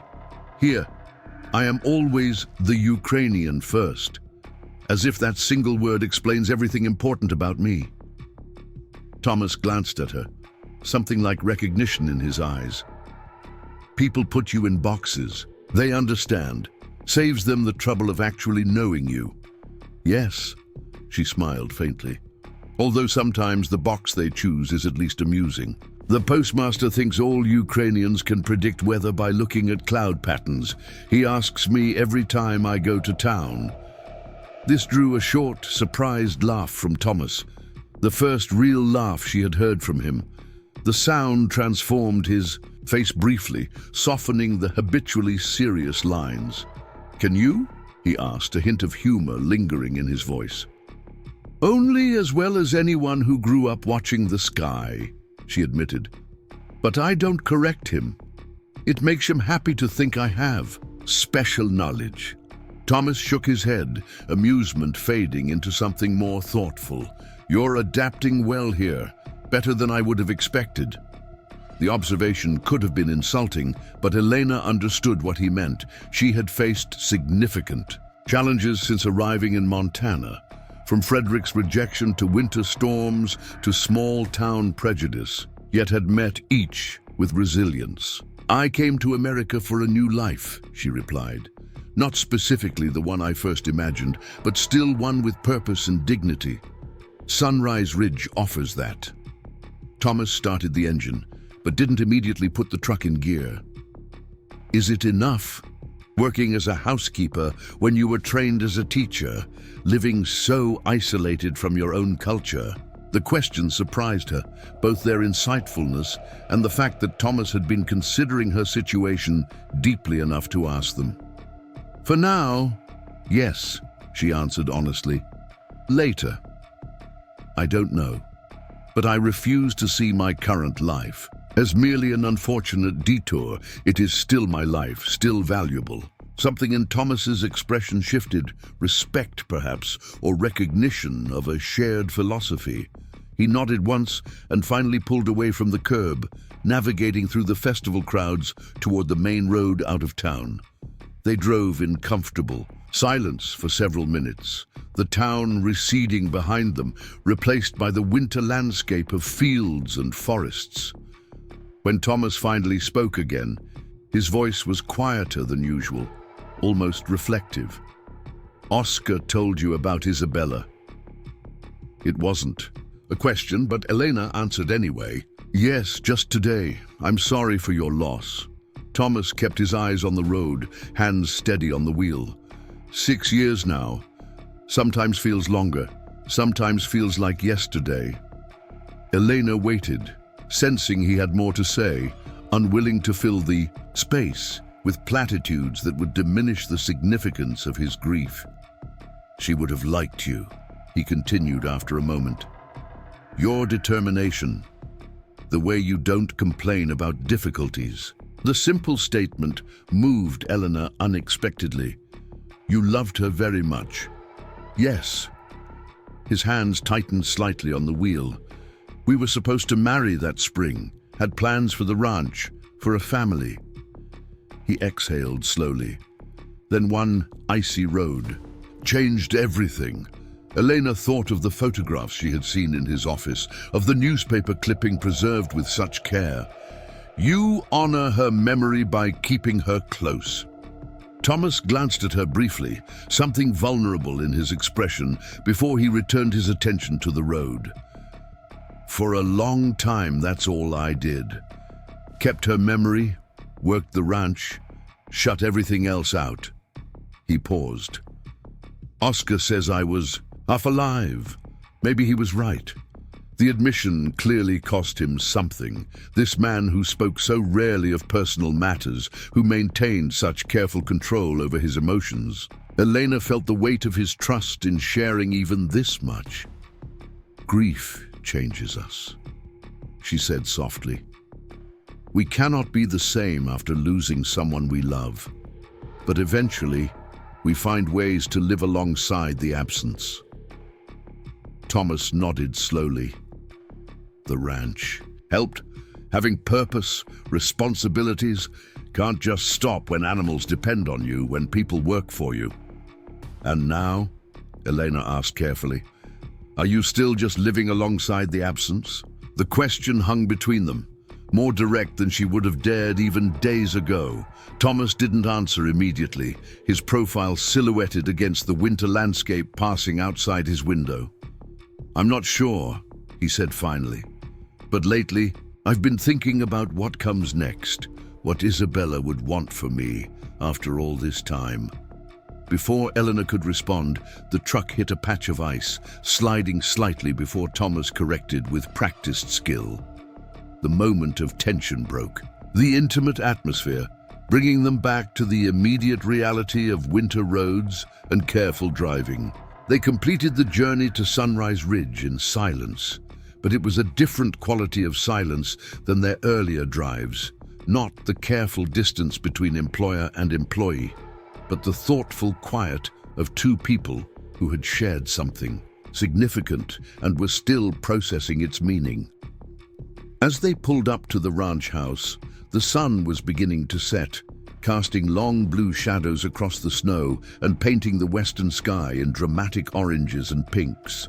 Thomas parked and turned off the engine, but made no immediate move to exit the truck. Thank you for being honest with Margaret Wilson, Elena said. Not everyone would have spoken up. Thomas shrugged slightly. She needed reminding that Pinewood Springs isn't her personal kingdom. He glanced at Elena, and you deserved better than her condescension. The simple statement, delivered without embellishment, warmed Elena more than any elaborate defense might have. Thomas Garcia was not a man of grand gestures or speeches, but his straightforward support carried weight precisely because it was so carefully offered. "Tonight is your night to cook," she reminded him with a small smile, deliberately lightening the moment. "If you want help, I can—" "Have dinner with me," he interrupted, the words coming out more abruptly than his usual. Measured speech. Not as employer and housekeeper, just dinner. The invitation caught Elena completely off guard. She studied his face, noting the uncharacteristic uncertainty in his expression, the way he seemed to be holding himself slightly tensed, as if preparing for rejection. "Yes," she said simply, "I would like that." Relief flickered across his features, followed by a hint of the same smile she had seen in the photograph with Isabella, genuine, warming his entire face. "Good. I'll need an hour or so to take care of some things at the barn first." "I'll be ready," Elena promised. As they walked toward their respective destinations, Thomas to the barn, Elena to her cabin with its temporary entrance, she found herself reflecting on how dramatically circumstances had changed since that snowy day at the train station. The path she had expected to follow had vanished, replaced by one she could never have anticipated. Frederick Wilson's rejection had seemed like an ending. Perhaps instead it had been the beginning of something far more meaningful. Not just employment or shelter, but a connection based on mutual respect and shared experience rather than convenient arrangement. Elena entered her cabin and began to prepare for dinner, not yet certain what the evening might bring, but feeling for the first time since arriving in Montana that she was exactly where she was meant to be. Elena stood before the small mirror in her cabin, studying her reflection. With critical eyes, she had changed twice already, unsure what was appropriate for dinner with Thomas, not as employer and housekeeper, he had said. The distinction mattered, shifting the ground beneath interactions that had previously been clearly defined. Finally, she settled on a simple dress in deep forest green, nicer than her everyday clothes, but not overly formal, with a delicate embroidered collar she had added herself using traditional Ukrainian stitches. Her hands moved automatically through the familiar ritual of braiding her hair, then winding it into a neat arrangement at the nape of her neck. The face looking back at her from the mirror seemed both familiar and strange, still Elena. But with subtle changes wrought by Montana winter and the unexpected turns her life had taken, her eyes held a confidence that hadn't been there when she first arrived, a certainty about her own worth that Frederick Wilson's rejection had temporarily shaken but not destroyed. Outside, the February evening had settled into deep cold. Stars, emerging in a sky so clear it seemed polished. Elena wrapped her coat tightly around herself for the short walk to the main house, the path now permanently altered by the collapse of her porch. The lights of the ranch house glowed welcomingly, smoke curling from the chimney into the frigid air. As she approached, she could see Thomas moving behind the kitchen windows, his silhouette passing back and forth as he prepared for their dinner. She hesitated briefly at the kitchen door, suddenly uncertain. What exactly had Thomas intended with his invitation?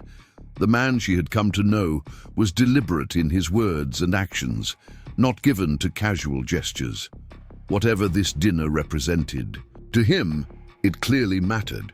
Before she could knock, the door opened, revealing Thomas in a clean flannel shirt and dark jeans.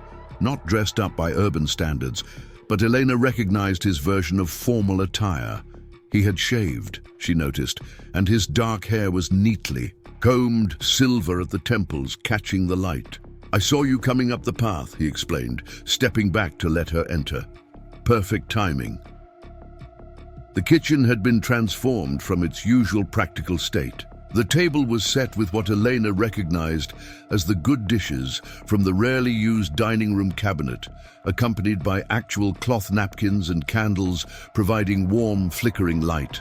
A bottle of wine stood open, breathing beside 2 glasses. "You've gone to trouble," Elena observed, touched by the effort these details represented. Thomas shrugged slightly, but she could see he was pleased by her notice. "Seemed right," he said simply. He helped her with her coat, hanging it carefully on a peg by the door, then gestured toward the table. "Please sit. Food's almost ready." Elena settled at the table, watching as Thomas moved with unexpected confidence around the kitchen, checking something in the oven, stirring a pot on the stove. The domesticity of the scene struck her powerfully. This strong, reserved man focused intently on preparing a meal for her. "I didn't know you could cook," she remarked. A faint smile touched his mouth. "Don't tell Oscar. He thinks I survive. On sandwiches, when left to my own devices." He poured wine into her glass, then his own. "Nothing fancy, but my mother taught all her children basic skills. Said no Garcia should ever go hungry for lack of knowing how to feed themselves."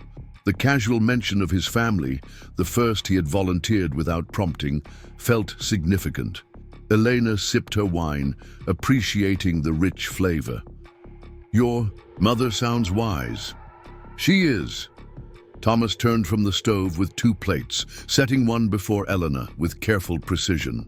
"Enchiladas, family recipe, not quite like my mother's, had to adapt to what's available here, but close enough." The dish looked and smelled delicious. Tortillas filled with seasoned meat and cheese, covered in a rich red sauce that spoke of spices rarely used in Montana cooking. Elena took a bite and made a soft sound of appreciation as flavors bloomed across her palate, warm, complex, with a gentle heat that built gradually. "This is wonderful," she said with genuine enthusiasm. "You've been hiding your talents." Thomas looked pleased at her reaction, the reserved expression he typically wore softening as he joined her at the table. Some things are worth the effort to do properly. They ate in companionable silence for a few minutes, the simple act of sharing food creating its own kind of intimacy. Through the window, Elena could see snow beginning to fall again, light, delicate flakes that drifted lazily in the still air, illuminated by the porch light. "Oscar isn't joining us?" she asked eventually, though she already suspected the answer. Thomas shook his head. "Staying in town with friends tonight." He thought. He hesitated, then continued with characteristic directness. He thought we might appreciate some privacy. The implication hung in the air between them, that Oscar had understood the significance of Thomas's invitation before Elena herself had fully processed it. She met Thomas's eyes across the table, finding them watchful, assessing her reaction. "He's very perceptive," she said carefully. Thomas nodded. "Known me too long, sees things I don't say." He took a sip of his wine, then set the glass down deliberately. "After Isabella died, he watched me retreat from everything except work. Never pushed, just waited. Patient man." Elena recognized the opening Thomas was creating, a space for honest conversation about matters they had previously approached, only obliquely. "And now?" she asked softly. "What would he say he sees?" Thomas held her gaze steadily. A man remembering there might be more to life than memories and work. He paused, choosing his words with evident care. Someone recognizing something unexpected in a woman who stood her ground when life didn't go as planned. The simple statement, delivered without embellishment or poetry, touched Elena deeply precisely because it was so characteristic of Thomas, honest, direct, unadorned. No flowery declarations or practiced charm like Frederick's letters had contained, just truth offered plainly. "I didn't expect this," she admitted. "When I came to America, I thought I knew exactly how my life would unfold. When that fell apart, I was simply trying to survive, to find a path forward with dignity." She glanced around the kitchen that had become so familiar to her in a relatively short time. "I never imagined Sunrise Ridge or you." Regrets? Thomas asked, the question simple, but weighted. Elena considered this seriously, giving the question the respect it deserved. About Frederick? No. I was in love with an idea, not the man himself. That became clear the moment he saw me as I truly was and found me wanting. She met Thomas's eyes directly. About coming to Sunrise Ridge? Never. It gave me back something Frederick took, my belief that I could belong somewhere on my own terms. Thomas nodded, satisfaction evident in his expression. He rose to clear their empty plates, returning with a simple dessert, baked apples with cinnamon and a drizzle of honey. As he set Elena's portion before her, his hand brushed hers briefly, the contact sending an unexpected warmth through her, despite its brevity. "I have a question," Elena said as they began their dessert. "Why did you stop at the train station that day? You could have driven past, left me to find my own way." Thomas considered this, fork poised above his plate. "Saw someone facing hardship with dignity," he said finally. "Reminded me of my mother when we first came to this country. People looked at her the same way they looked at you, expecting her to break or beg." His expression softened with memory. She never did. The comparison clearly held significant meaning for him. Elena waited, sensing there was more he wanted to say. "And," he continued after a moment, "I recognize something in your eyes. Pride, yes, but something else. Determination, not defeat." He set his fork down, meeting her gaze directly. "Strength isn't about never falling. It's about how you stand up afterward." The words resonated deeply with Elena. She had felt broken that day at the station, abandoned and humiliated. But somewhere beneath the hurt, an essential core of herself had remained intact, the part that had squared her shoulders and refused to chase after Frederick Wilson's retreating figure. "My grandmother had a saying," she offered. "When the expected path disappears, look around. Perhaps you were meant to forge a different one all along." Thomas's mouth curved in a slight smile. "Wise woman, would have gotten along well with my mother." The image this conjured, these two strong women from different continents somehow finding common ground, warmed Elena unexpectedly. "I wish they could meet," she said without thinking. Thomas's expression grew more serious, thoughtful. "Maybe someday they will." The simple statement carried implications that hung in the air between them.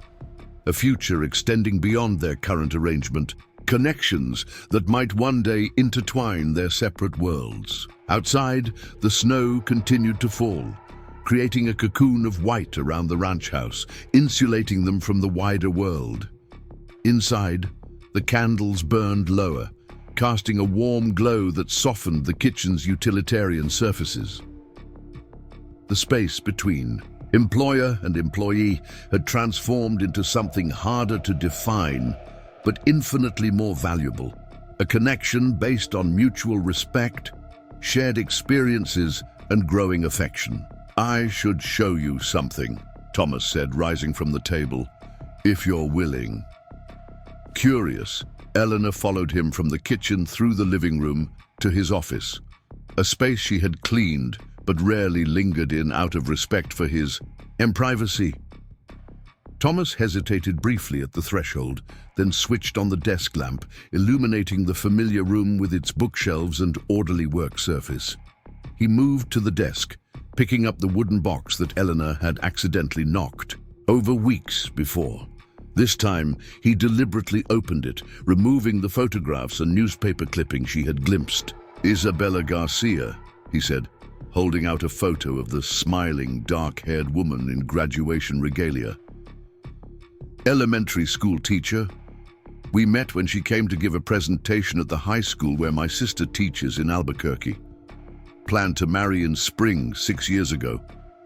The deliberate sharing of these treasured memories Elena knew he kept carefully protected, felt like a profound act of trust. She accepted the photograph, studying the joyful face captured there. She had a beautiful smile. Elena observed softly. Thomas nodded, laughed easily, saw good in everyone.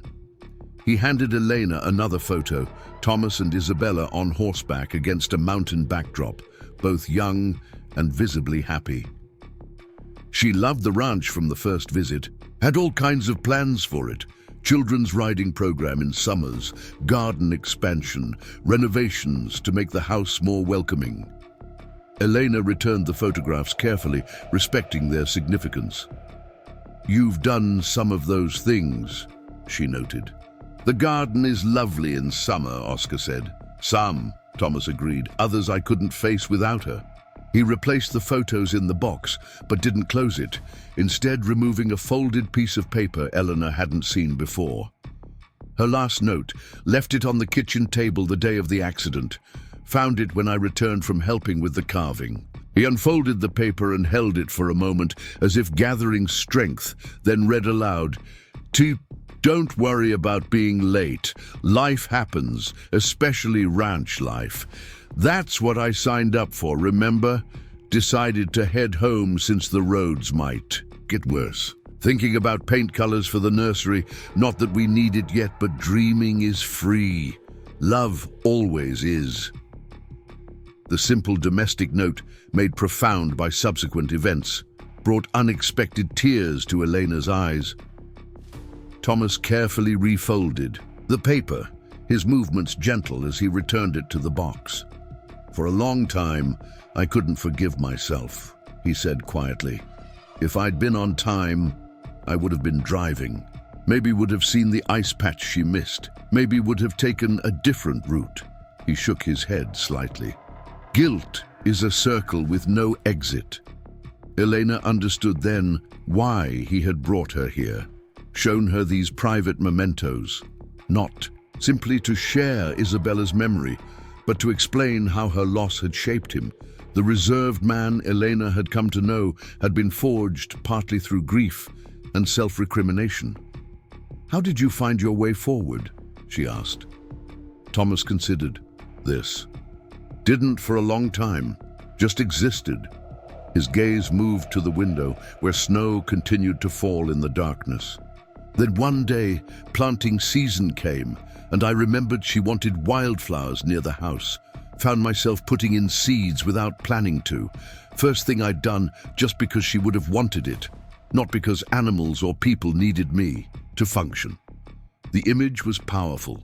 This strong, stoic man planting flowers as an act of remembrance, a small step toward healing. Elena waited, sensing he had more to share. After that, tried to ask myself what she would want for me. Not easy. She was generous, wanted people to be happy. Would have hated knowing I'd closed myself off. His eyes returned to Elena's face. Took years to really understand that living fully was the only way to honor her memory properly. "And now?" Elena asked softly. Thomas's expression shifted, determination replacing reminiscence. "Now I'm trying to live again, starting with this dinner, with telling you about her instead of keeping her memory locked away." The significance of this gesture, Thomas deliberately opening a door he had kept closed for years, was not lost on Elena. She felt honored by his trust, moved by his willingness to be vulnerable after so much time holding himself apart. "Thank you," she said simply, "for sharing her with me." Thomas nodded once, acknowledging her words.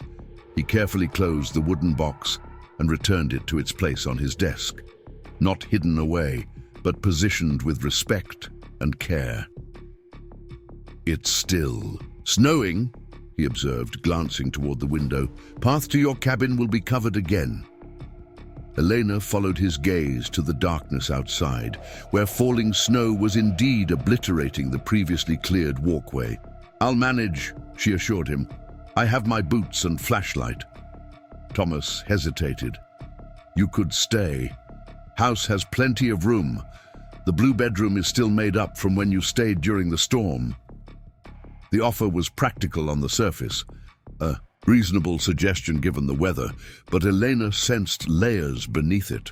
Not presumption or expectation, but perhaps a reluctance to see the evening end, to return to their usual separate spaces after the connections they had shared. "I would like that," she said. "Thank you." Relief flickered briefly across his features, confirming her intuition. "Good. I'll check the fires, make sure the house stays warm through the night." Then they moved through the evening rituals together, Thomas banking fires while Eleanor cleared the dinner dishes, comfortable in a domestic rhythm that felt natural despite its newness. When they finally said goodnight at the top of the stairs, Thomas paused outside her door. "Thank you for having dinner with me," he said, the formal phrasing at odds with the warmth in his eyes. "Thank you for cooking," Eleanor replied, "and for sharing your memories of Isabella." Thomas nodded once, then surprised her by reaching out to briefly touch her hand, a gentle contact there and gone in a moment, but deliberate. "Good night, Elena." "Good night, Thomas." Inside the blue bedroom, Elena prepared for sleep with a mind full of the evening's revelations. Thomas Garcia was proving to be far more complex than the reserved rancher who had first offered her employment, a man shaped by love and loss, slowly finding his way back to a fuller life. And somehow, improbably, she had become part of that journey.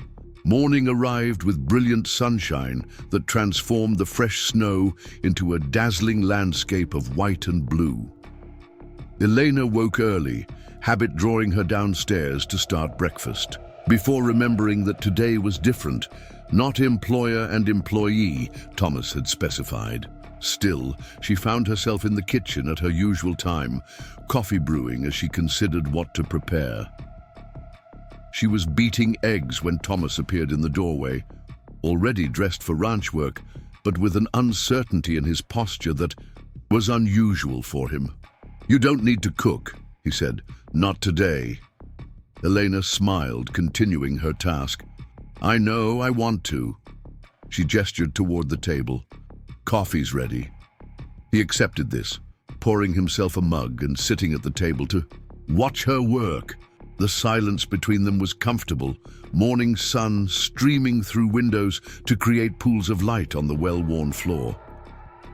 "Oscar will be back around noon," Thomas said eventually. "He radioed from town earlier." Elena nodded, sliding a pan of biscuits into the oven. "We should discuss what this means," she said directly, turning to face him. "For my position here." Thomas met her gaze steadily. "What do you want it to mean?" The question, simple but profound in its implications, deserved careful consideration. Elena wiped her hands on a towel, gathering her thoughts. "I value my work here," she began. "The independence it gives me, the respect we've established. I wouldn't want to lose that." She paused, choosing her next words with care. "But I also value what's beginning between us. It feels important, worth exploring." Thomas nodded, something easing in his expression.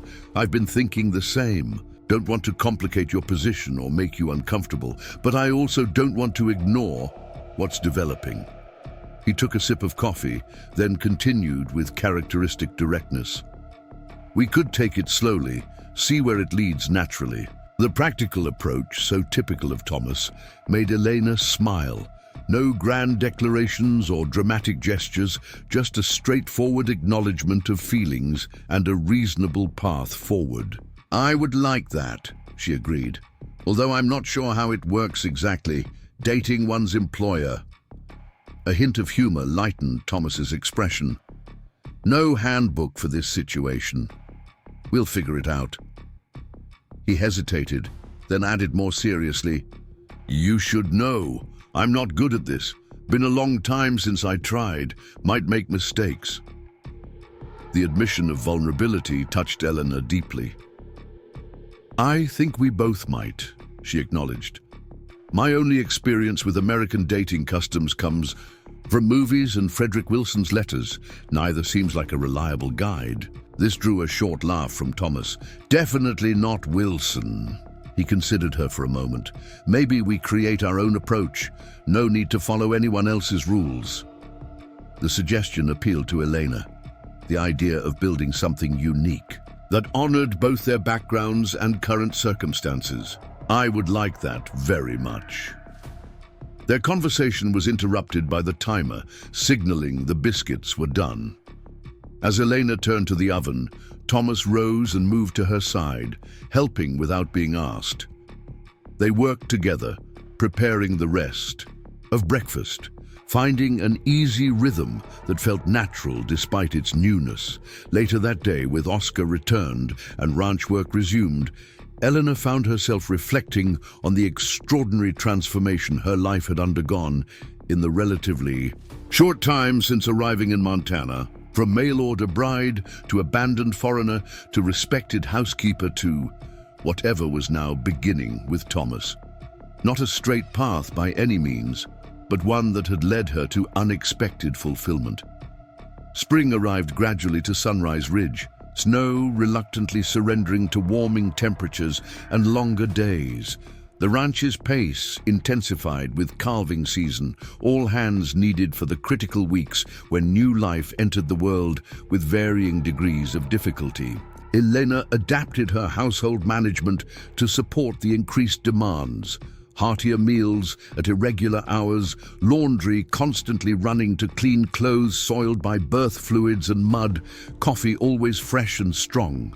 Through it all, her relationship with Thomas evolved with the same steady patience he brought to all important matters. Small moments accumulated into something substantial. Shared meals when time allowed, occasional evenings by the fire discussing books they had both read, Sunday drives to explore the surrounding countryside once roads cleared completely. Nothing hurried, nothing presumptuous, but a growing connection that deepened with each passing week. By April, the collapsed porch on Elena's cabin had finally been rebuilt. Stronger than before, with a comfortable chair added where she could sit on milder evenings. Yet she found herself spending less and less time there, drawn instead to the main house and Thomas's company when work allowed. One particularly fine spring evening, with calving season successfully concluded and the ranch settling into a less frantic rhythm, Thomas suggested they ride to a ridge overlooking the property. Elena, whose horseback skills had improved considerably under his patient instruction, readily agreed. The land had transformed from winter's stark monotones to spring's vibrant palette. New grass emerging in brilliant green, early wildflowers, dotting meadows with purple and yellow, creeks running full and sparkling with snowmelt. They rode at a leisurely pace, Thomas occasionally pointing out wildlife or explaining ranch features Elena hadn't seen before. The ridge, when they reached it, offered a spectacular view of Sunrise Ridge Ranch spreading below them. Pastures, outbuildings, the main house with its wraparound porch, and beyond, the mountains still wearing caps of snow despite the spring warmth. Thomas dismounted and helped Elena down, tethering the horses where they could graze on fresh grass. Isabella loved this spot, he said as they settled on a sun-warmed rock overlooking the valley. Called it the dreaming place.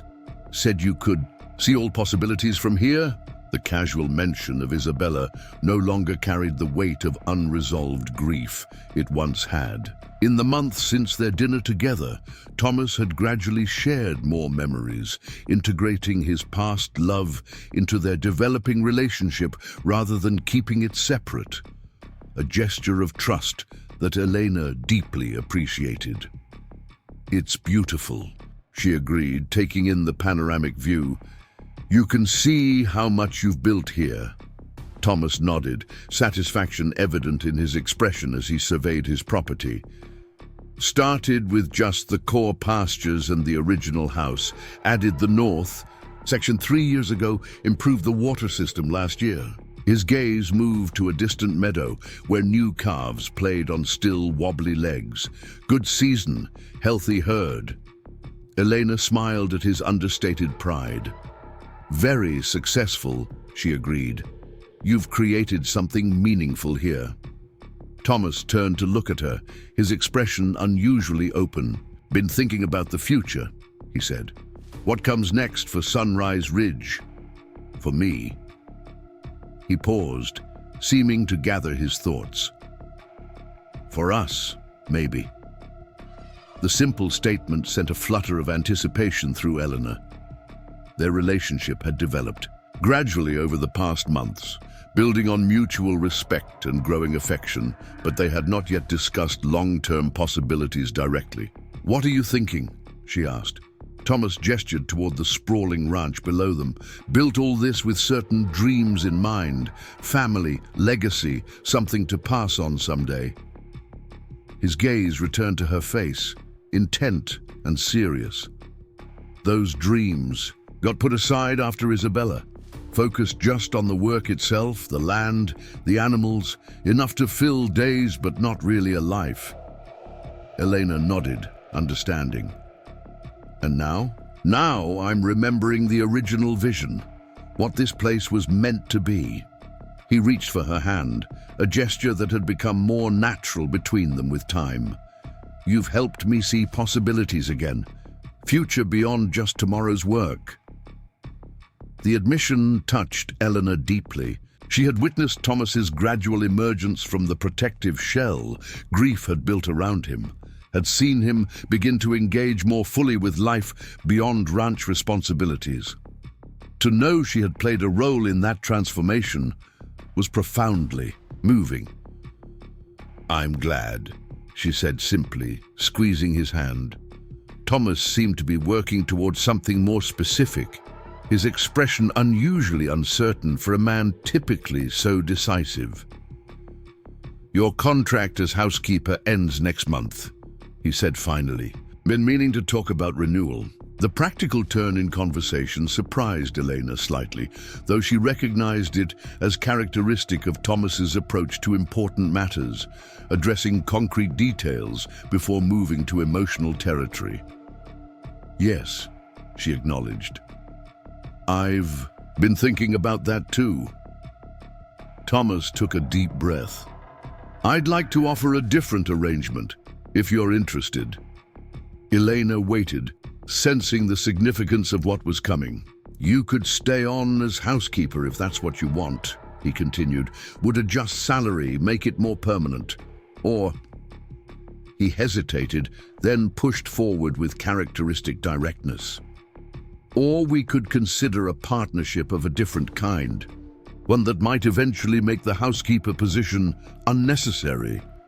The careful phrasing, not quite a proposal, but definitely suggesting one might be forthcoming, was so perfectly Thomas that Elena felt a rush of affection for this straightforward man who approached even matters of the heart with honest practicality. What kind of partnership are you imagining? She asked, wanting him to articulate his thoughts clearly. Thomas met her gaze directly. Marriage, eventually. Not right away. Take time to be sure it's right for both of us. But working toward that. Building something together, not just employer and employee. The simple declaration, delivered without flowery language or grand gestures, touched Elena far more deeply than Frederick Wilson's elaborate letters ever had. This was real. A man she had come to respect and care for, deeply offering a future based on genuine knowledge of who she was. Not an idealized image or convenient arrangement. I would like that very much, she said softly. Relief and happiness transformed Thomas's typically reserved expression. He reached into his pocket and withdrew a small object, holding it out to her on his open palm.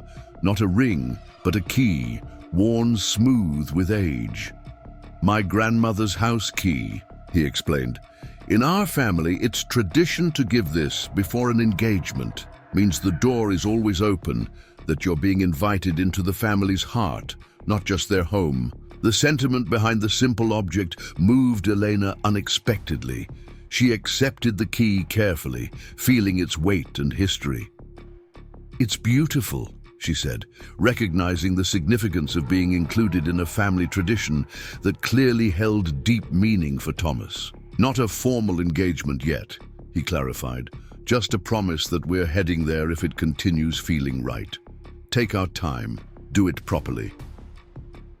Elena appreciated his careful approach, nothing rushed or impulsive, but a deliberate path forward, built on the solid foundation they had already established. I would expect nothing less from you, she said with a smile, everything in its proper time and order.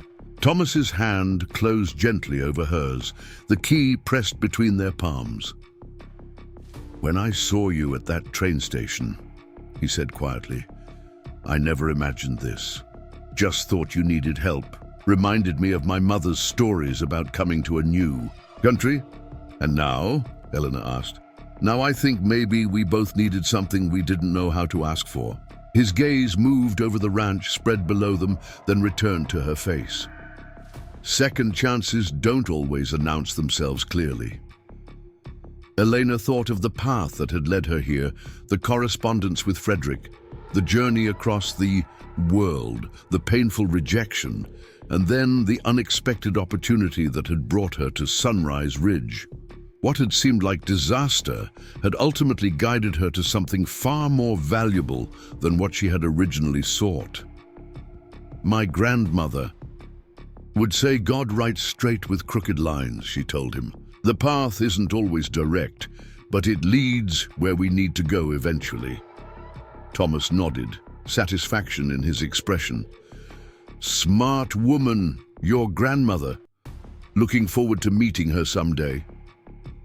The casual mention of a future that might include visits to Ukraine that imagined their families eventually connecting warmed Elena deeply.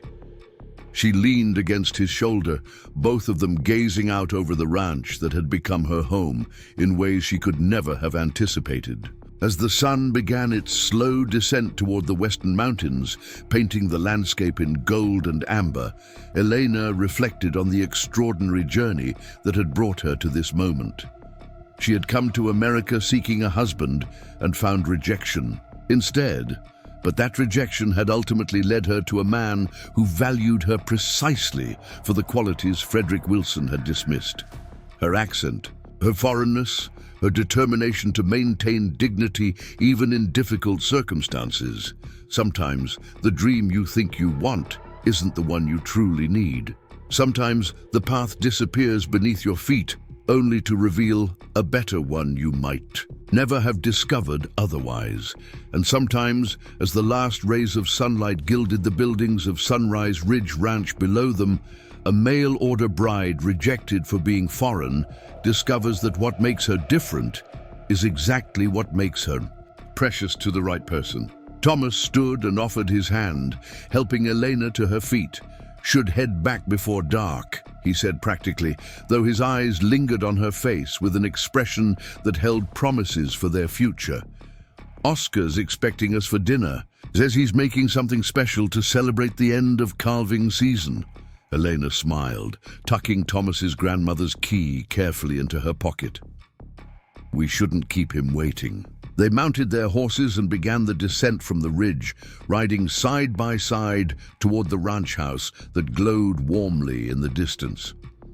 Above them, the first stars appeared in the darkening sky, the same stars Elena had watched from the train platform months ago, when her future had seemed as shattered as her dreams. Now those stars seemed to shine with new possibility, guiding her path forward alongside a man who had recognized her worth when others had not. Not the future she had planned, but perhaps the one she had always been meant to find. The news traveled quickly through Pinewood Springs, as news always did in small towns. By the time summer arrived in full glory, everyone knew that Thomas Garcia had given Elena Petrov his grandmother's key, a significant step in a relationship that had developed from employer-employee to something much more meaningful. Opinions varied, of course. Some, like Oscar and Mrs. Bennett from the boarding house, expressed genuine delight at the match. Others, particularly the Wilson family, maintained a frosty disapproval that neither Thomas nor Elena particularly cared about. On a perfect July morning, with wildflowers blanketing the meadows of Sunrise Ridge in a riot of color, Elena stood on the porch of the main house, watching hummingbirds dart around the feeders she had hung weeks earlier. The ranch hummed with summer activity, cattle grazing in distant pastures, seasonal workers tending to hay cutting, Oscar supervising repairs to outbuildings damaged during spring storms. 6 months had passed since that snowy evening when Thomas had first invited her to dinner, not as employer and housekeeper. In that time, they had carefully navigated the transition from professional relationship to personal one, finding their way step by thoughtful step. Elena had insisted on maintaining her position as housekeeper until they were officially engaged, determined to preserve her independence and contribute meaningfully to the ranch's operations. The screen door opened behind her, and Thomas stepped out, wiping his hands on a dish towel. He had insisted on cooking breakfast that morning, a Sunday tradition they had established, giving Elena a well-deserved rest from her usual kitchen duties. "Mail came early," he said, handing her an envelope bearing Ukrainian stamps. "From your family." Elena accepted it eagerly. Communication with her parents and brother had been challenging at first, but had improved as winter gave way to spring. This letter, however, was special. Their response to the news she had shared about Thomas and their developing relationship. She opened it carefully, savoring the connection to home contained in her mother's familiar handwriting. Thomas leaned against the porch railing, giving her space to read privately while remaining supportively present, a balance he had learned to strike with increasing skill. As Elena read, her expression brightened, a smile spreading across her face. "They are happy for us," she told Thomas. "My father says he looks forward to meeting the man who recognized what Frederick Wilson could not see." She continued scanning the pages. "My mother asks many practical questions, of course, about the ranch, about Montana winters, about whether I'm truly content so far from home.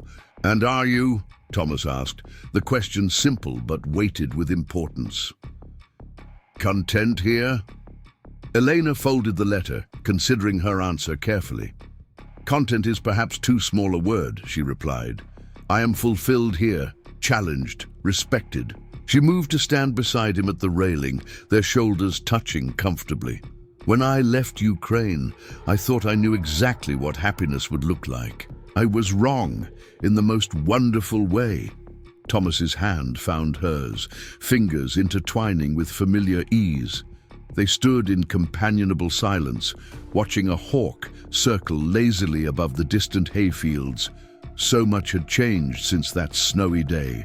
At the train station, not just circumstances, but Elena herself, the woman who had arrived in Montana seeking security and acceptance, had found something far more valuable.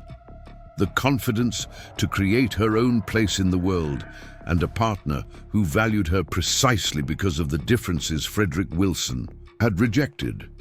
"I've been thinking," Thomas said eventually, breaking the peaceful quiet, "about your teaching background." Eleanor glanced at him curiously. They had discussed her previous career several times, but usually in the context of her past life in Ukraine, not as something relevant to her future in Montana. "Pinewood Springs School Board is looking for a teacher's aide," he continued. "Someone to work with the younger children, especially those struggling with reading. Thought you might be interested. Part-time, so you could still manage the house, if you wanted." The suggestion caught Elena by surprise. "But my certification wouldn't be recognized here. And my accent—" "School principal doesn't care about those things," Thomas interrupted gently. "Cares about finding someone patient and kind who understands how children learn. Says your experience in Ukraine would be valuable, different perspective. And all." He shrugged slightly. "Just a thought. Something to consider if you wanted work beyond the ranch." Elena felt a surge of emotion at the thoughtfulness behind the suggestion. Thomas wasn't simply offering a job opportunity.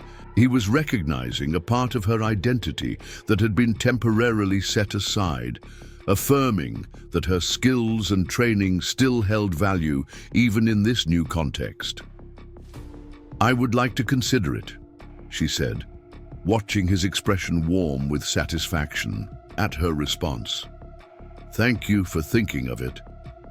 "Want you to have choices," he replied simply. "Ranch will always need managing, but doesn't mean that's all you can do here." The statement captured so perfectly the difference between Thomas and Frederick. One man had wanted her to fit herself into a predetermined role, while the other sought to help her create a life that accommodated all aspects of who she was, including those he had no personal stake in. "I've made arrangements to visit your cabin porch," Thomas said, changing the subject with the slightly abrupt transitions she had grown accustomed to. "Got something to show you." Curious, Elena followed him down the path to her cabin, noticing fresh flowers planted along the walkway that hadn't been there earlier. Purple and yellow wildflowers transplanted from the meadow, carefully arranged to border the approach to her door. On the rebuilt porch, where Helena still occasionally sat in the evenings to watch the sunset, stood a newly crafted wooden chest, its surface gleaming with fresh varnish. Thomas ran a hand along its polished top with the satisfaction of a craftsman, assessing his work. "Been working on this in the barn during evenings," he explained. "Thought you needed something to keep your treasures safe." Elena opened the lid, finding the interior lined with fragrant cedar, perfectly sized to hold the wooden box containing her family photographs and letters, along with other small mementos she had accumulated since arriving at Sunrise Ridge. "It's beautiful," she said, genuinely moved by the gift. "You made this yourself?" Thomas nodded. "My father was a carpenter before coming to America, taught me the basics." He gestured toward the chest. "There's something inside already. Bottom corner." Elena reached into the chest and found a small, velvet box tucked against the cedar lining. Her heart quickened as she lifted it out, sensing its significance before she even opened it. "Wanted to do this properly," Thomas said, his voice quieter than usual. "With a real ring, not just my grandmother's key." Inside the velvet box nestled a ring, not elaborate or ostentatious, but elegantly simple, with a single diamond set in, silver flanked by smaller stones of deep blue. "The blue stones came from my grandmother's wedding band," Thomas explained as Elena gazed at the ring. "Had it reset in Silver Falls last month. Tradition in my family to include something from previous generations." He took a deep breath, then continued with characteristic directness. "Been almost 6 months since we decided to see where this might lead. For me, it's clear now. I want you in my life, not as my housekeeper, but as my wife, my partner, if that's what you want too." The proposal, like everything about Thomas, was straightforward and honest. No grand gestures or flowery speeches, just sincere emotion expressed with simple dignity. Elena felt tears gather in her eyes, not from the proposal itself, which they had been gradually working toward, but from the profound rightness of this moment and this man. "Yes," she said, the single word carrying all the certainty she felt. "That is exactly what I want." Thomas took the ring from its box and slipped it onto her finger, his hands steady but his eyes revealing the depth of emotion behind his calm exterior. It fit perfectly, catching the summer sunlight in flashes of brilliance. "Welcome to Sunrise Ridge," he said softly, echoing words he had spoken months ago when she first arrived as his housekeeper, but now carrying an entirely different meaning. "Not as employee, as family." Elena reached up to touch his face, her fingers tracing the now familiar contours of his cheek. "It already feels like home," she replied. "Has for some time now." Their kiss was gentle but certain, a promise exchanged. Without words, when they separated, Thomas kept hold of her hand, his thumb brushing across the ring that now marked their formal commitment. "Should tell Oscar," he said practically. "He's been more impatient about this than either of us." Elena laughed, picturing Oscar's likely enthusiastic response.